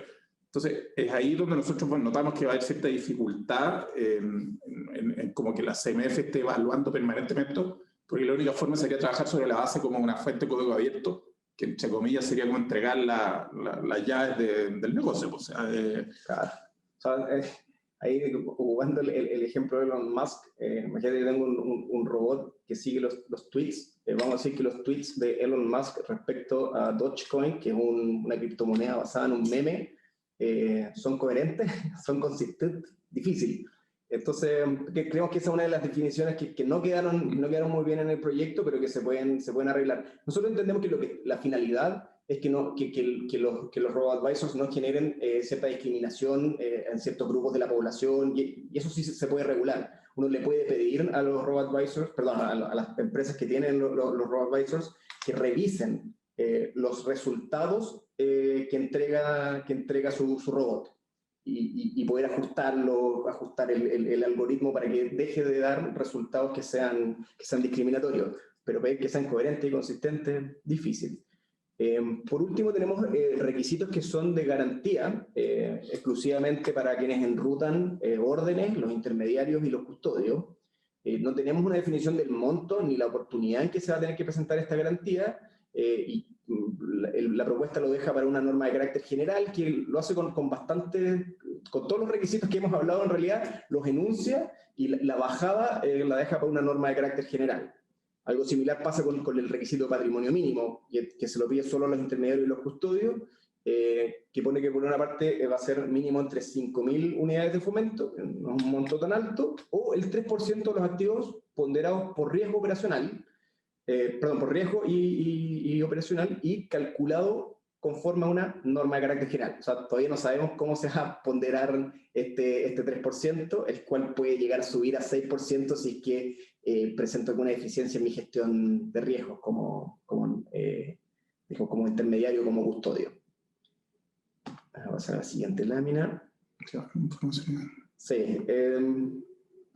Aquí podemos ver, presentamos cuáles son los requisitos generales de información que tiene la propuesta, y se pueden dividir en dos partes. Uno son la información que la CMF quiere recibir para analizar el servicio que se está prestando, acceso y funcionamiento, condiciones de seguridad, continuidad operacional. Eso es algo que yo le voy a tener que entregar a la CMF y ellos me van a decir si es que están de acuerdo con lo que estoy haciendo. Si nos vamos a los robo-advisors, ellos van a ser quienes digan si usted tiene idoneidad y conocimiento para poder prestar el servicio de asesoría crediticia. Y los otros requisitos de información son hacia el público. Me pide que yo efectivamente como plataforma genere un cierto dossier de información para que quienes inviertan a través de esta plataforma, a través de los sistemas alternativos de transacción, puedan tomar una decisión informada. ¿Qué información va a pedir? ¿Cuánta información se va a pedir? ¿En qué momento voy a tener que publicarla? Norma de carácter general. Así que eventualmente vamos a tener que repetir la charla cuando tengamos la norma de carácter general. Esto como barniz regulatorio, porque consideramos con Ignacio que entrar ahora en los detalles era poco útil, dado que estamos todavía con una legislación en evolución y por el tiempo también que tenemos. Pero en nuestro sistema legal actual, aquí siempre hay una ley que da el marco general, después hay reglamentos que están asociados muchas veces más bien a temas operacionales, y al mismo tiempo después el regulador se reserva la facultad de poder dictar instrucciones de carácter general, que en este caso son estas normas de carácter general, con la finalidad de ir adecuando la funcionalidad del sistema.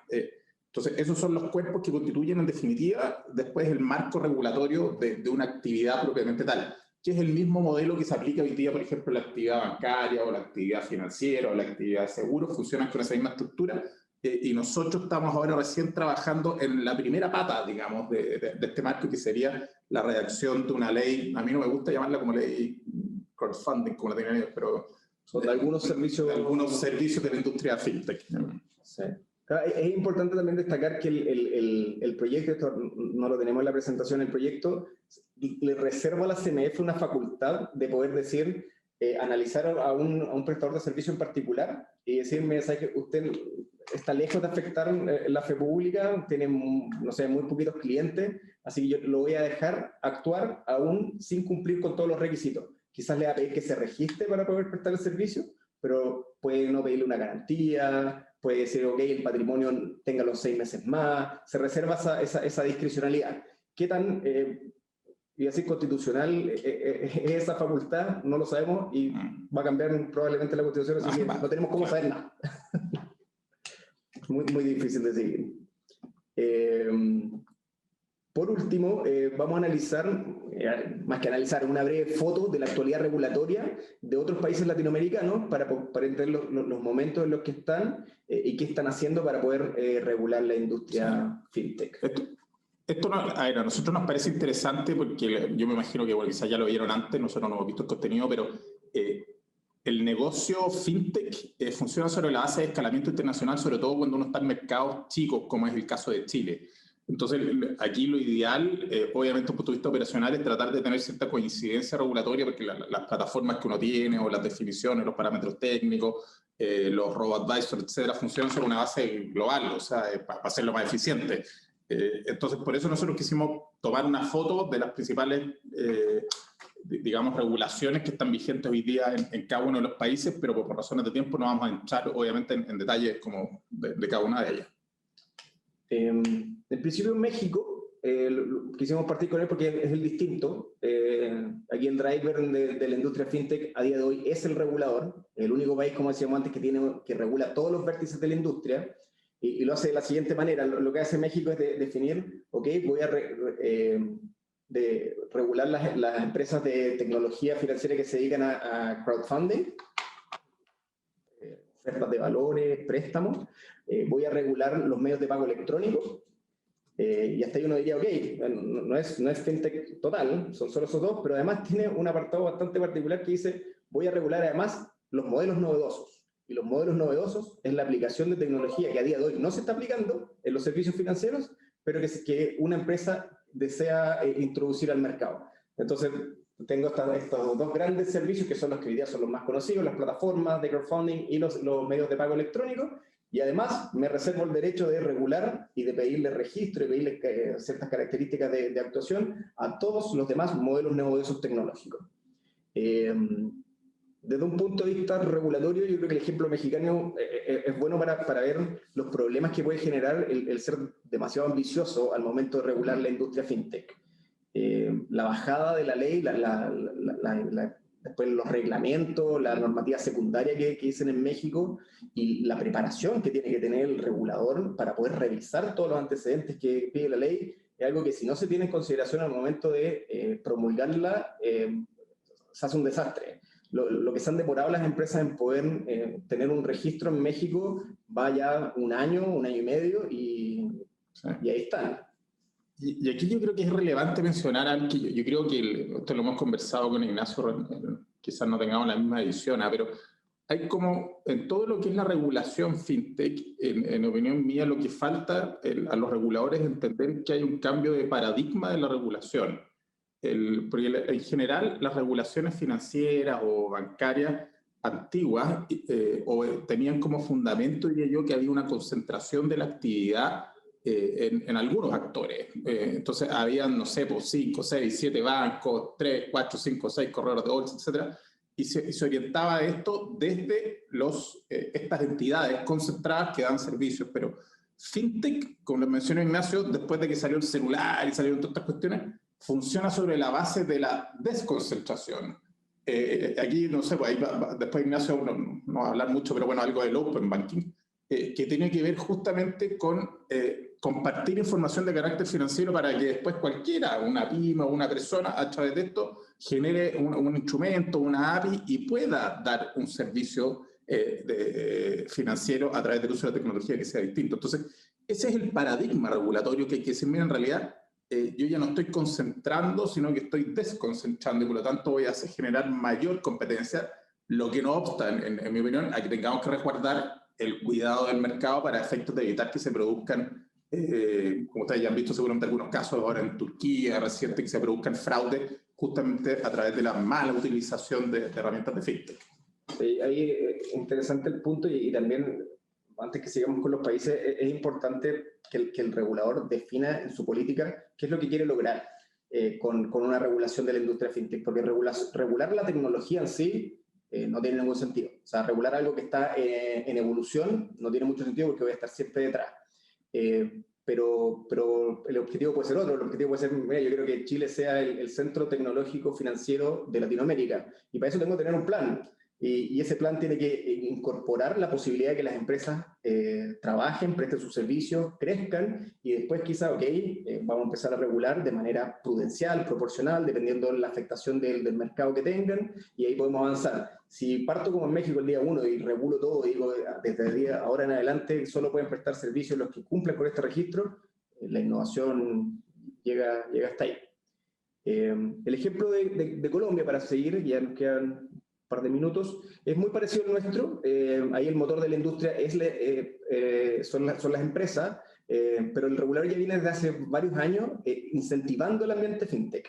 Se están desarrollando estudios preliminares de open banking, hemos participado ahí con Ángel en algunas conversaciones con el regulador colombiano, y están a la espera de una regulación bastante transversal de la industria fintech, que incluye identidad digital, blockchain, nueva protección de datos. Tienen programas pilotos, sandbox de criptomonedas, o sea, el regulador es bastante activo en Colombia, si bien todavía no tiene una regulación particular para ninguna vértice de fintech. En Perú se han dado los primeros pasos para regular el crowdfunding, partieron en enero del 2020 y es una industria que está como en crecimiento y lo que está haciendo el regulador o el gobierno, más que regularlo propiamente tal, dijo crowdfunding para cierto tipo de ofertas, vamos poniéndole plata a las empresas tecnológicas para que puedan desarrollarse. Brasil, líder regional... no se cambió Perdón, ¿sí? Sí. Brasil, líder regional, regulador, también va avanzando a medida que la industria ha ido creciendo. ya han creado ciertos tipos de empresas que prestan servicios fintech, créditos directos y créditos entre personas, y en el 2021 ya empezaron con una iniciativa de Open Banking, que es lo que decía Carl Franz, de poder compartir información financiera. Yo como consumidor financiero, siendo el dueño de mi información, decido, le digo a mi banco, pásasela a tal persona, él me está ofreciendo seguro, me está ofreciendo otro tipo de crédito, por favor, entrégale la información. Lejos del país más grande en fintech, Brasil, 770 empresas el año pasado, un monstruo. Uruguay, ejemplo también de jurisdicción mixta,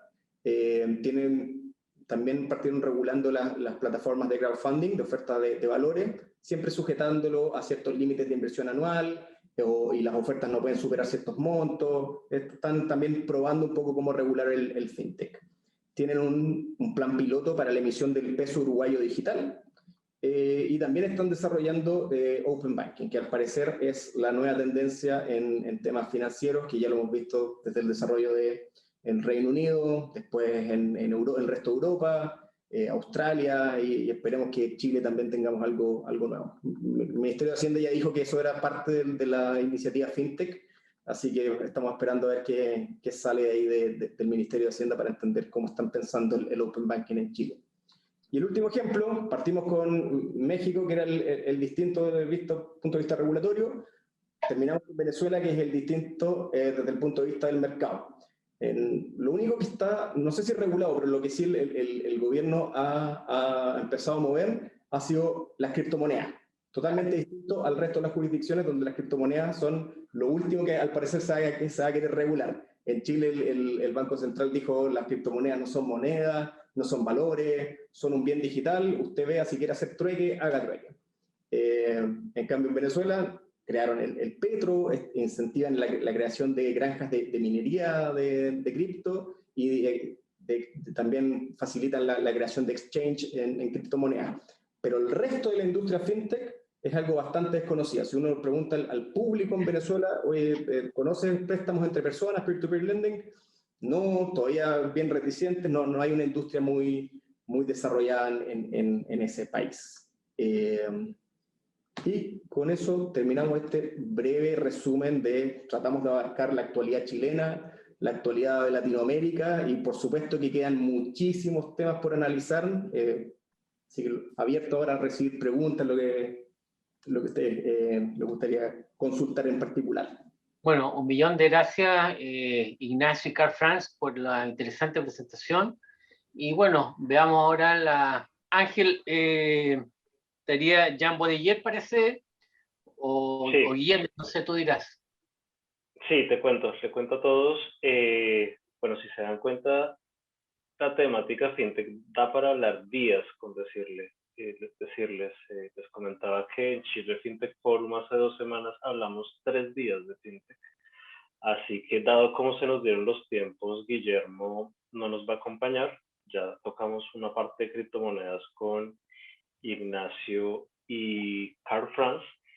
Así que vamos con el último sprint del día, que es el tema que personalmente más me gusta de la industria fintech. Pues soy súper franco, y de hecho por allí ya salieron los primeros comentarios al cierre de la charla de Ignacio y Carl Franz. Open Banking, Open Finance y Open Data. Solo contarles que mi visión, y ahí me quito el sombrero de la asociación, pero después de las criptomonedas, que son muy interesantes, hay un debate, hay un gris, que si van o no van, algo que sí es una certeza, esto sí es una certeza, es el tema del manejo de los datos en el sistema financiero. O sea, todos los gobiernos se dieron cuenta que los datos tienen valor para todos. O sea, hoy todos como ciudadanos tenemos en nuestros datos un activo y valen, y con esos datos terceros pueden crear mejores servicios financieros. Y por eso es el cierre de este breve resumen de los resúmenes de fintech. Porque si se dan cuenta, esto da para hablar días, como les digo, y de nuevo invitados a Chile Fintech Forum, que ya pasó, pero está en la nube para que todos se registren. Así que dicho eso, le doy la bienvenida a nuestro último speaker, él es Jan Bodeguer. Puede dejar que él se presente, pero les digo que es de las personas que más puede saber de Open Banking y Open Data en Chile, porque les digo una cosa, Open Banking y Open Finance ya está en Chile. No hay que esperar una regulación para que pase. Hoy Jan desde su empresa ya hace Open Banking y Open Finance y Open Data, por cierto. Así que no digo más, te doy la palabra Jan para que te presentes, pues, naturalmente toda tu trayectoria y avancemos con tu presentación, la cual va a tomar 20-25 minutos aprox y vienen las preguntas de los estudiantes, así que bienvenido de nuevo, el micrófono es tuyo. Gracias, Jan. Esperemos que no terminara antes de las 10 porque te veo ahí con un café, así que te agradezco a nombre de la Católica Valparaíso y de la Universidad Cantabria que nos acompañe a tan alto ahora, así que muchas gracias. Perfecto, encantado. En realidad estoy haciendo hora. Juega la Católica más rato, entonces todavía me quedan cosas por hacer. Estoy tratando de compartir mi pantalla, pero no encuentro el... La verde de abajo, Jan, una que... Sí, estoy tratando de ver cuál es la pantalla que quiero compartir. ¿Ahí sí? Perfecto. Perfecto, no sabemos. Te ve bien, agrándale eso sí un poco si puedes. Ahí. Ahí. Perfecto. Bien, bueno, le agradezco mucho la conversación. Hablar de Open Banking, Open Data es una conversación que generalmente es un tema bastante más técnico y yo me podría ir por el lado más técnico o por el lado más de negocio. Yo entiendo que ustedes están bastante más interesados por el lado del negocio que de lo técnico. Pero como yo soy más técnico, entonces voy a tratar de hacer una combinación que nos permita entender bien qué significa, porque Open Banking, Open Data, Open Finance forma todo parte de un poco lo mismo y son herramientas. Entonces es difícil explicar las herramientas sin mostrar las herramientas. Entonces voy a tratar de repasar un poco a partir de súper rápido los distintos temas y ojalá que pueda generar preguntas. Pueden interrumpirme si es que sea necesario. Y siempre hilando sobre esto que pongo acá a la izquierda, que se llama usar las APIs abiertas para habilitar a terceros construir aplicaciones y servicios alrededor del banco. Esto es lo que me gustaría al final de la presentación. A mí lo que me interesa es que ustedes puedan tener una conversación competente con alguien que esté hablando del tema. Y yo, no sé, como la gente habla y tira términos, un montón de términos como a la mesa, y uno muchas veces se queda colgado. La idea es que yo pueda ir contándoles qué significa cada una de estas cosas y que al final de la presentación ustedes pueden usarla y hilar perfectamente una conversación tanto más técnica como de oportunidades de negocio. Eso. Entonces, bueno, primero me presento, yo soy ingeniero, tengo 40 años, los cumplí el año pasado, pero creo que los voy a cumplir de nuevo este año porque como que no valió tanto el año pasado. Tengo 4 niños, me vine a ir a Puerto Vara hace poco, me vine en febrero para acá, tengo una empresa de tecnología que se llama Clay, hacemos administración financiera para pymes, eso significa que tratamos de ocupar todas las tecnologías posibles disponibles para mejorar la gestión de finanzas para las empresas. Anteriormente fui cofundador y gerente general de Cumplo, que es una empresa de peer-to-peer lending, que es un marketplace básicamente de créditos para empresas.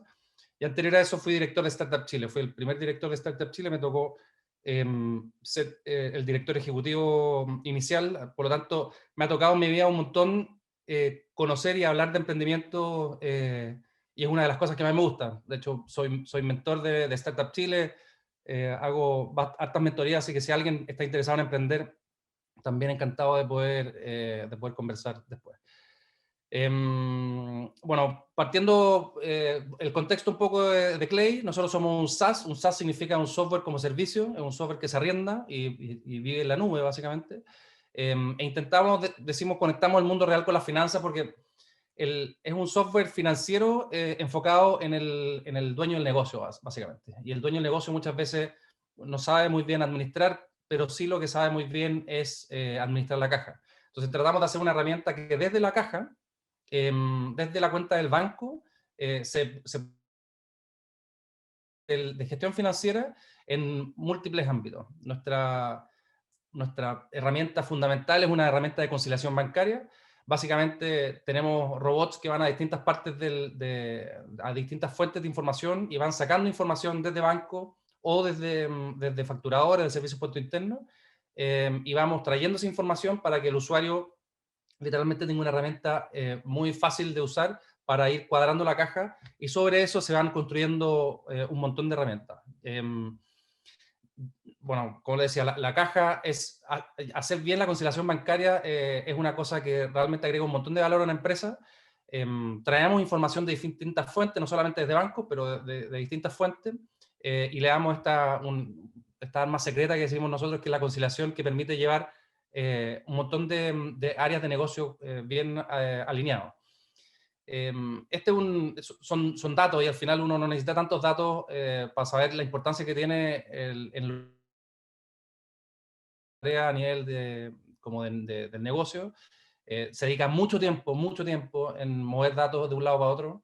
Las empresas en general administran sus datos de manera súper precaria también. A nosotros nos hablan mucho del tema de seguridad, pero las pymes en general manejan su seguridad de manera súper básico. De hecho, muchas veces la cuenta del banco tiene un root de una persona que ya ni siquiera trabaja en la empresa.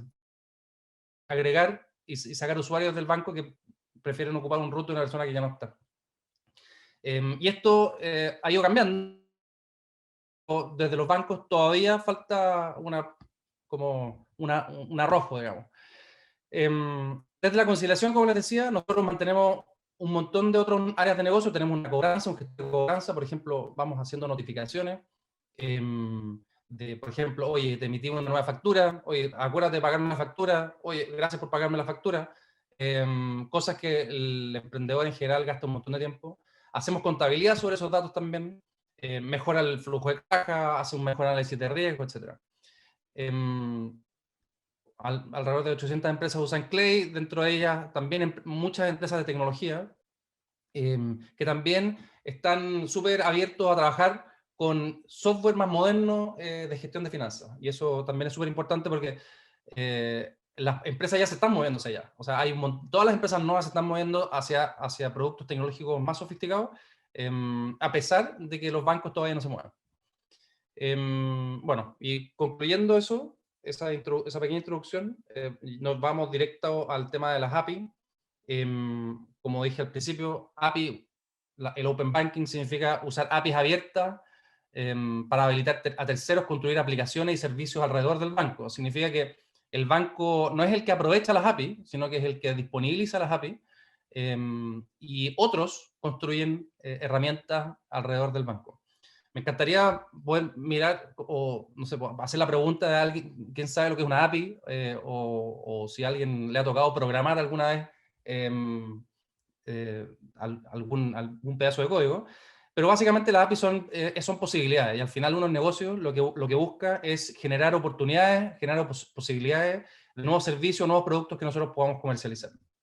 De hecho, el otro día en una charla en la que me tocó participar, estaba Zachary Perret, que es el CEO de Plate. Plate es una empresa que hace Open Banking en Estados Unidos. Se la compró Visa por, no sé, 3 billions, una cosa ridícula. Y me gustó este quote que dijo: las personas ricas tienen una persona que les ayuda a administrar su dinero con un servicio altamente especializado. Todas las personas merecen tener ese nivel de servicio, y la única forma de hacerlo es con tecnología.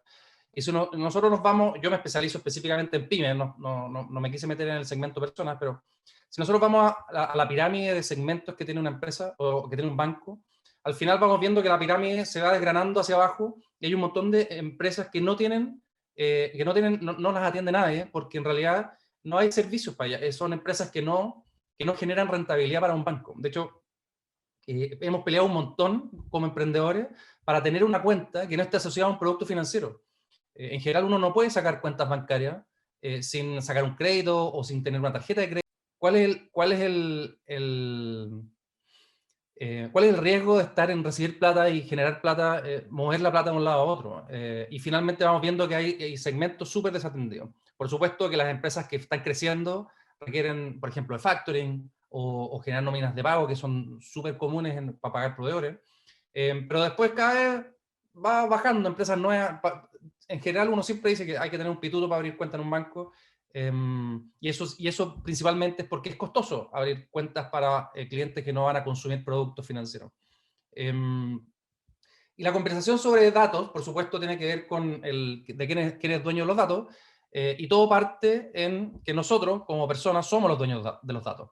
Cuando yo voy al banco, veo mi cartola bancaria, los datos no son del banco, son míos. Lo que pasa es que los tiene el banco. Yo le pago al banco para que ellos tengan mis datos. Y me encantaría poder acceder a ellos de manera más sencilla. Por ejemplo, en formatos estándares, que haya una documentación siempre libre y accesible, que yo pueda acceder y no tenga que tener un contacto en particular en el banco para poder tener documentación. Y esos datos hoy día, por supuesto, tienen valor, tienen valor, pero tienen valor también para mí. O sea, a mí me gustaría sacarle provecho a mis propios datos, y estoy dispuesto a compartirlos con terceros que generan más información de la que me da el banco, para poder transaccionar con ella.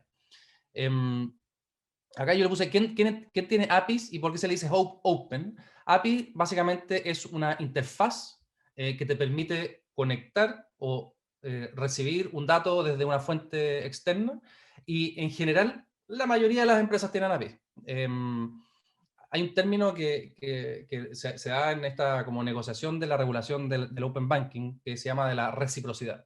Que si el banco te abre sus datos, entonces la contraparte también debería abrir los datos de vuelta. Lo que no saben es que todo el mundo tiene API, menos los bancos. Y ahí nos estamos quedando súper atrás por el dinamismo que tiene el tema del manejo de la plata. Clay, por supuesto, tiene una API. Los clientes que vienen a Clay están buscando también poder sacar sus datos de ahí de manera más fácil. Yo puse aquí algunas empresas como HubSpot, no sé si la conocen, o Gmail, incluso Gmail. Imagínense Gmail, que es el correo electrónico que tenga una API. Facebook y, por supuesto, todas las criptos tienen API que nos han permitido, que permiten leer los saldos, leer movimientos bancarios o incluso generar órdenes. ¿Por qué se le dice Open? Open no significa que los datos estén abiertos, sino que Open significa que hay documentación abierta. ¿Qué significa documentación? Que yo puedo saber dónde está definida. Cada empresa crea su propia definición de API, y lo vamos a ver después en un ejemplo, y está abierta, disponible. Todo el mundo puede acceder a ella. Esa es la gracia de Open. Por eso Open Banking significa API bancaria, que están abiertas, o sea, son de documentación pública. El Open Finance es un concepto un poco más amplio, pero nuevamente la documentación es pública. El Open Data también, el Open Government es lo mismo. Yo poder acceder a los datos del gobierno o a mis datos, a los datos que tiene el gobierno de mí, para poder generar, por ejemplo, mi identidad. ¿Cómo valido yo mi propia identidad? Eso es algo que el Estado puede hacer perfectamente. Acá quiero hacer un ejercicio, no sé si hay alguna pregunta, si no me van avisando. Porque al final las personas de negocio en general todo lo relacionan con los datos que se puede hacer con los análisis de datos, paneles de control, y quise hacer un ejercicio de cómo llevar las facturas pendientes de pago de Clay, desde la API de Clay hacia un Google Sheets. ¿Ya? Google Sheets es la versión de Google de Excel. Y el ejemplo en realidad está publicado, es abierto, todo el mundo lo puede usar, y aquí vamos a ir viendo cierto vocabulario. Y lo que me interesa es que ustedes también vayan manejando el vocabulario de qué significa cada cosa. Acá, por ejemplo, esta es la página de Clay, y lo primero que vamos a aprender es la palabra token. ¿Ya? Que sea abierto no significa que cualquiera puede ver todos los datos. Esos datos son accesibles solamente si yo les paso una gran clave, y esa gran clave se llama token. Ese token me va a permitir a mí ir a buscar mi propia información. Ese token tiene la forma de un gran texto largo, yo lo borré aquí un poco, pero gran texto largo, y un token no es compartido con otras personas. El token me identifica a mí, yo como persona, y no se comparte. En la práctica, en general, los tokens son personales. Y yo puedo, en Clay yo puedo generar varios tokens. Un token, por ejemplo, para un reporte en Google Sheets, o un token para no sé, cualquier cosa. Y eso significa que si yo le quito, elimino el token, también elimino la posibilidad de la persona o la empresa o el servicio que lo esté usando de acceder a los datos como accedía antes. No tengo que ir yo a cada cuenta a sacar mi clave, sino que yo desde el mismo clave yo puedo eliminar la clave. Eso con respecto al primer vocabulario, que es el token. Después, aquí, bueno, el token nos permite acceder a ciertos datos, y hay otro concepto que se llama un endpoint, ¿ya? Un endpoint es una punta, y esa punta se ve explicada en links, son URLs que uno va, le pregunta la URL y la URL te responde. En este caso, casi todas las empresas, las documentaciones abiertas, te permiten probar la API sin tener que programarla. Entonces, uno va y, por ejemplo, ustedes van a api.clay.cl, ponen autorizar, ponen el token y ya les permite empezar a probar y ir y recibir datos. En este caso, voy a ocupar el endpoint que se llama documentos tributarios, que me permite obtener los documentos tributarios bajo ciertos filtros.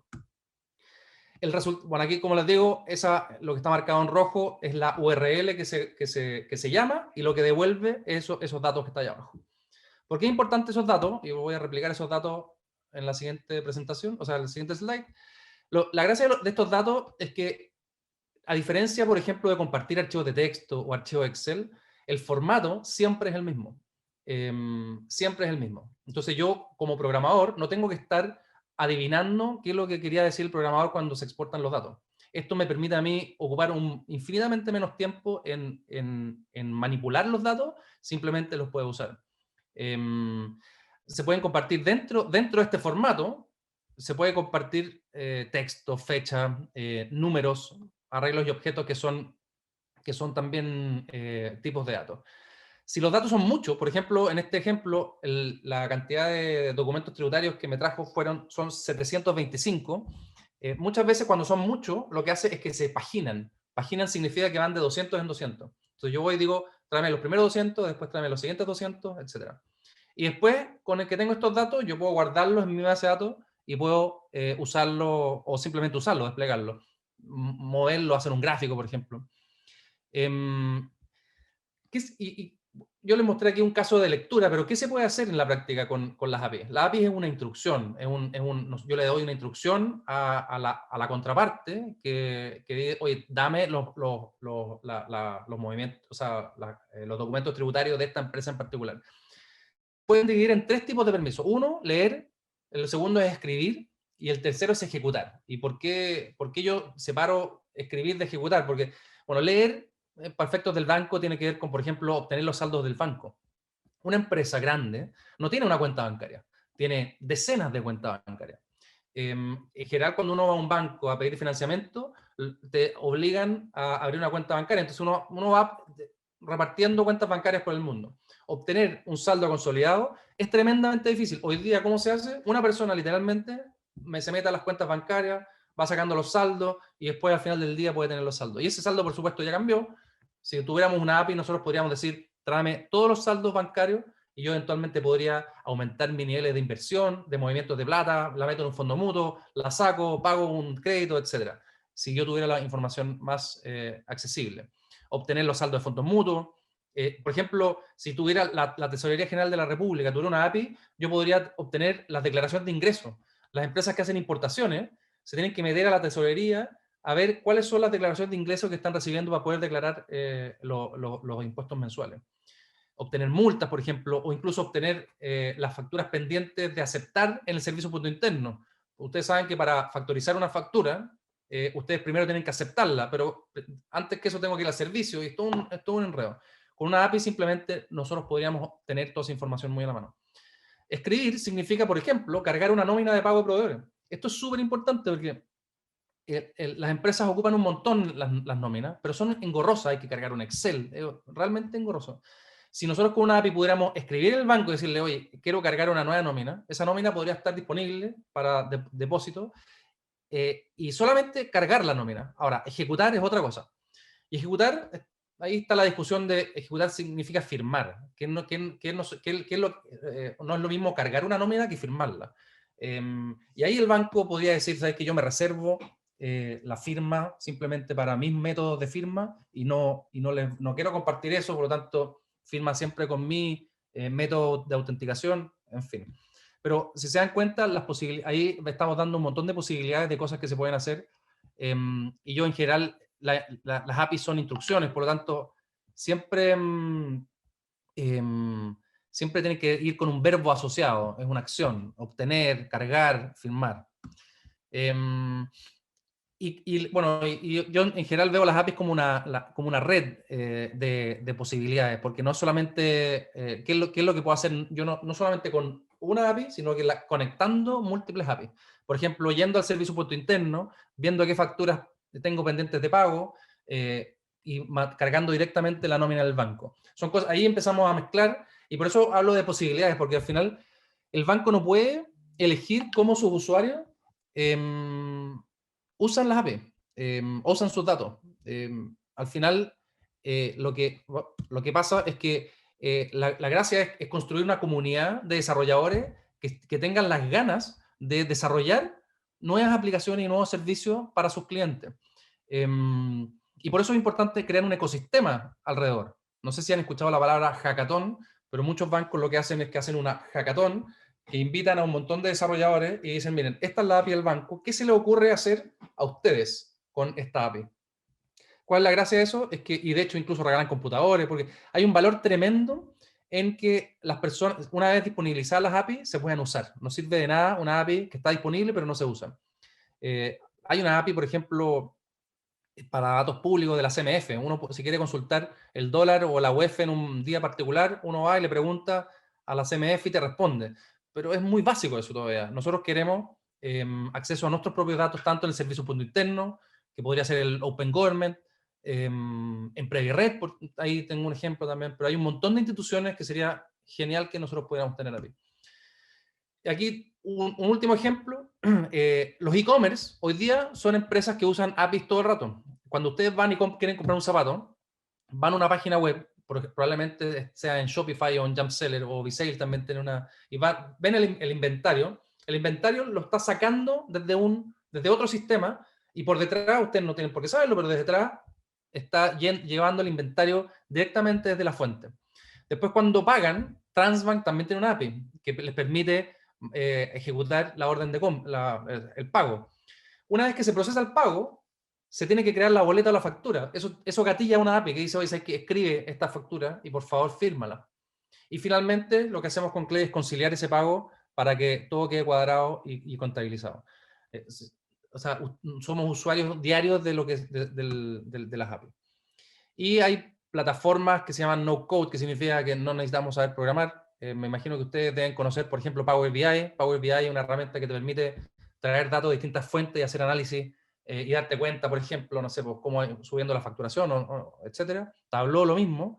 Y lo que ellos usan es que arrastrando fuentes de datos, tú puedes ir arreglando y sacando gráficos.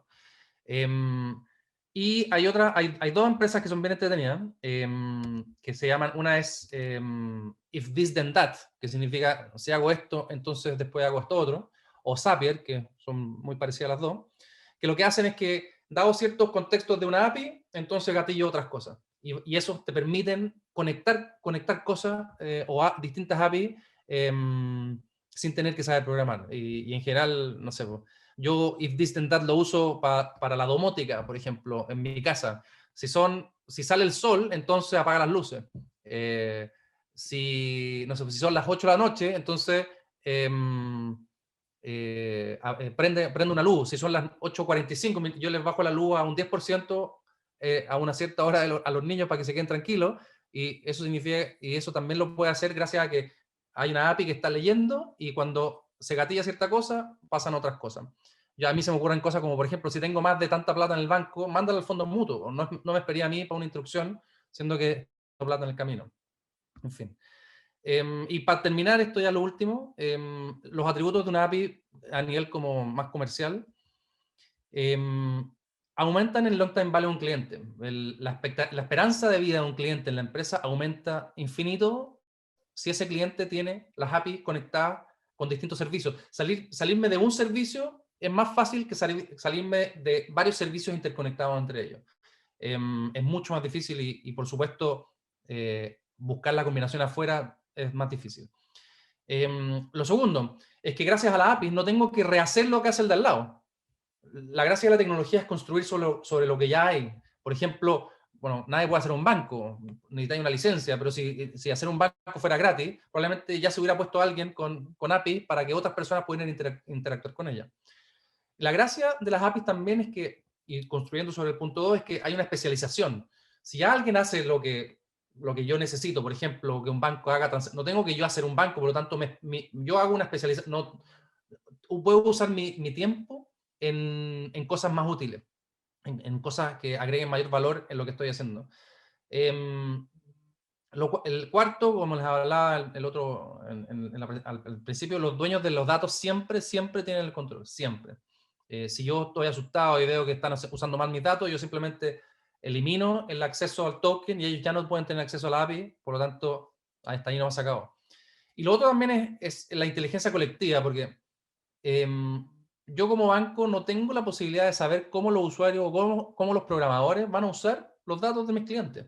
Y al final es perfecto, es inteligencia colectiva. Alguien lo va a usar para una cosa que va a tener mayor valor, otro va a tener poco valor, en fin. Y la gracia está en entregar posibilidades a distintos grupos de personas para que puedan construir servicios y a menores costos y atendiendo segmentos de cliente que eventualmente yo podría no tener. Eso, creo que eso es lo último que tengo. Bueno, y ahí pongo mis datos de contacto. No sé si me pasé o estuve en el tiempo, pero más o menos un repaso de lo que son las APIs, lo que es Open Banking, y encantado de contestar preguntas. Sí. Bueno, mil gracias, Jan. Súper interesante el tema. Y no es el futuro, sino que es el presente, que obviamente se va a desarrollar mucho más, digamos, en los tiempos que vienen. Bueno, no habiendo más inquietudes por ahora, creo que estaríamos dando por terminada el día de hoy, la conferencia de hoy, que 1.000.000 de gracias tanto a Ángel como a Jan. Creo que ha sido súper interesante los temas planteados. Así es que, bueno, en nombre de la Pontificia Universidad Católica del Paraíso, 1.000.000 de gracias de nuevo, y bueno, estamos en contacto. Muchas gracias, Ángel y Jan. No les quitamos más tiempo, pero realmente interesante tu emprendimiento, Jan, así que vamos a estar averiguando de ello. Y nos vemos con los alumnos el día viernes con Boris Bubinic, quien fue presidente del Banco Itaú, y nos va a dar una interesante conferencia en la línea de hoy. Así que a las 18:30. Sí, muy buenas noches y nos vemos el viernes si Dios quiere. Que les vaya bien. Hasta luego. Gracias. Chao, muchas gracias.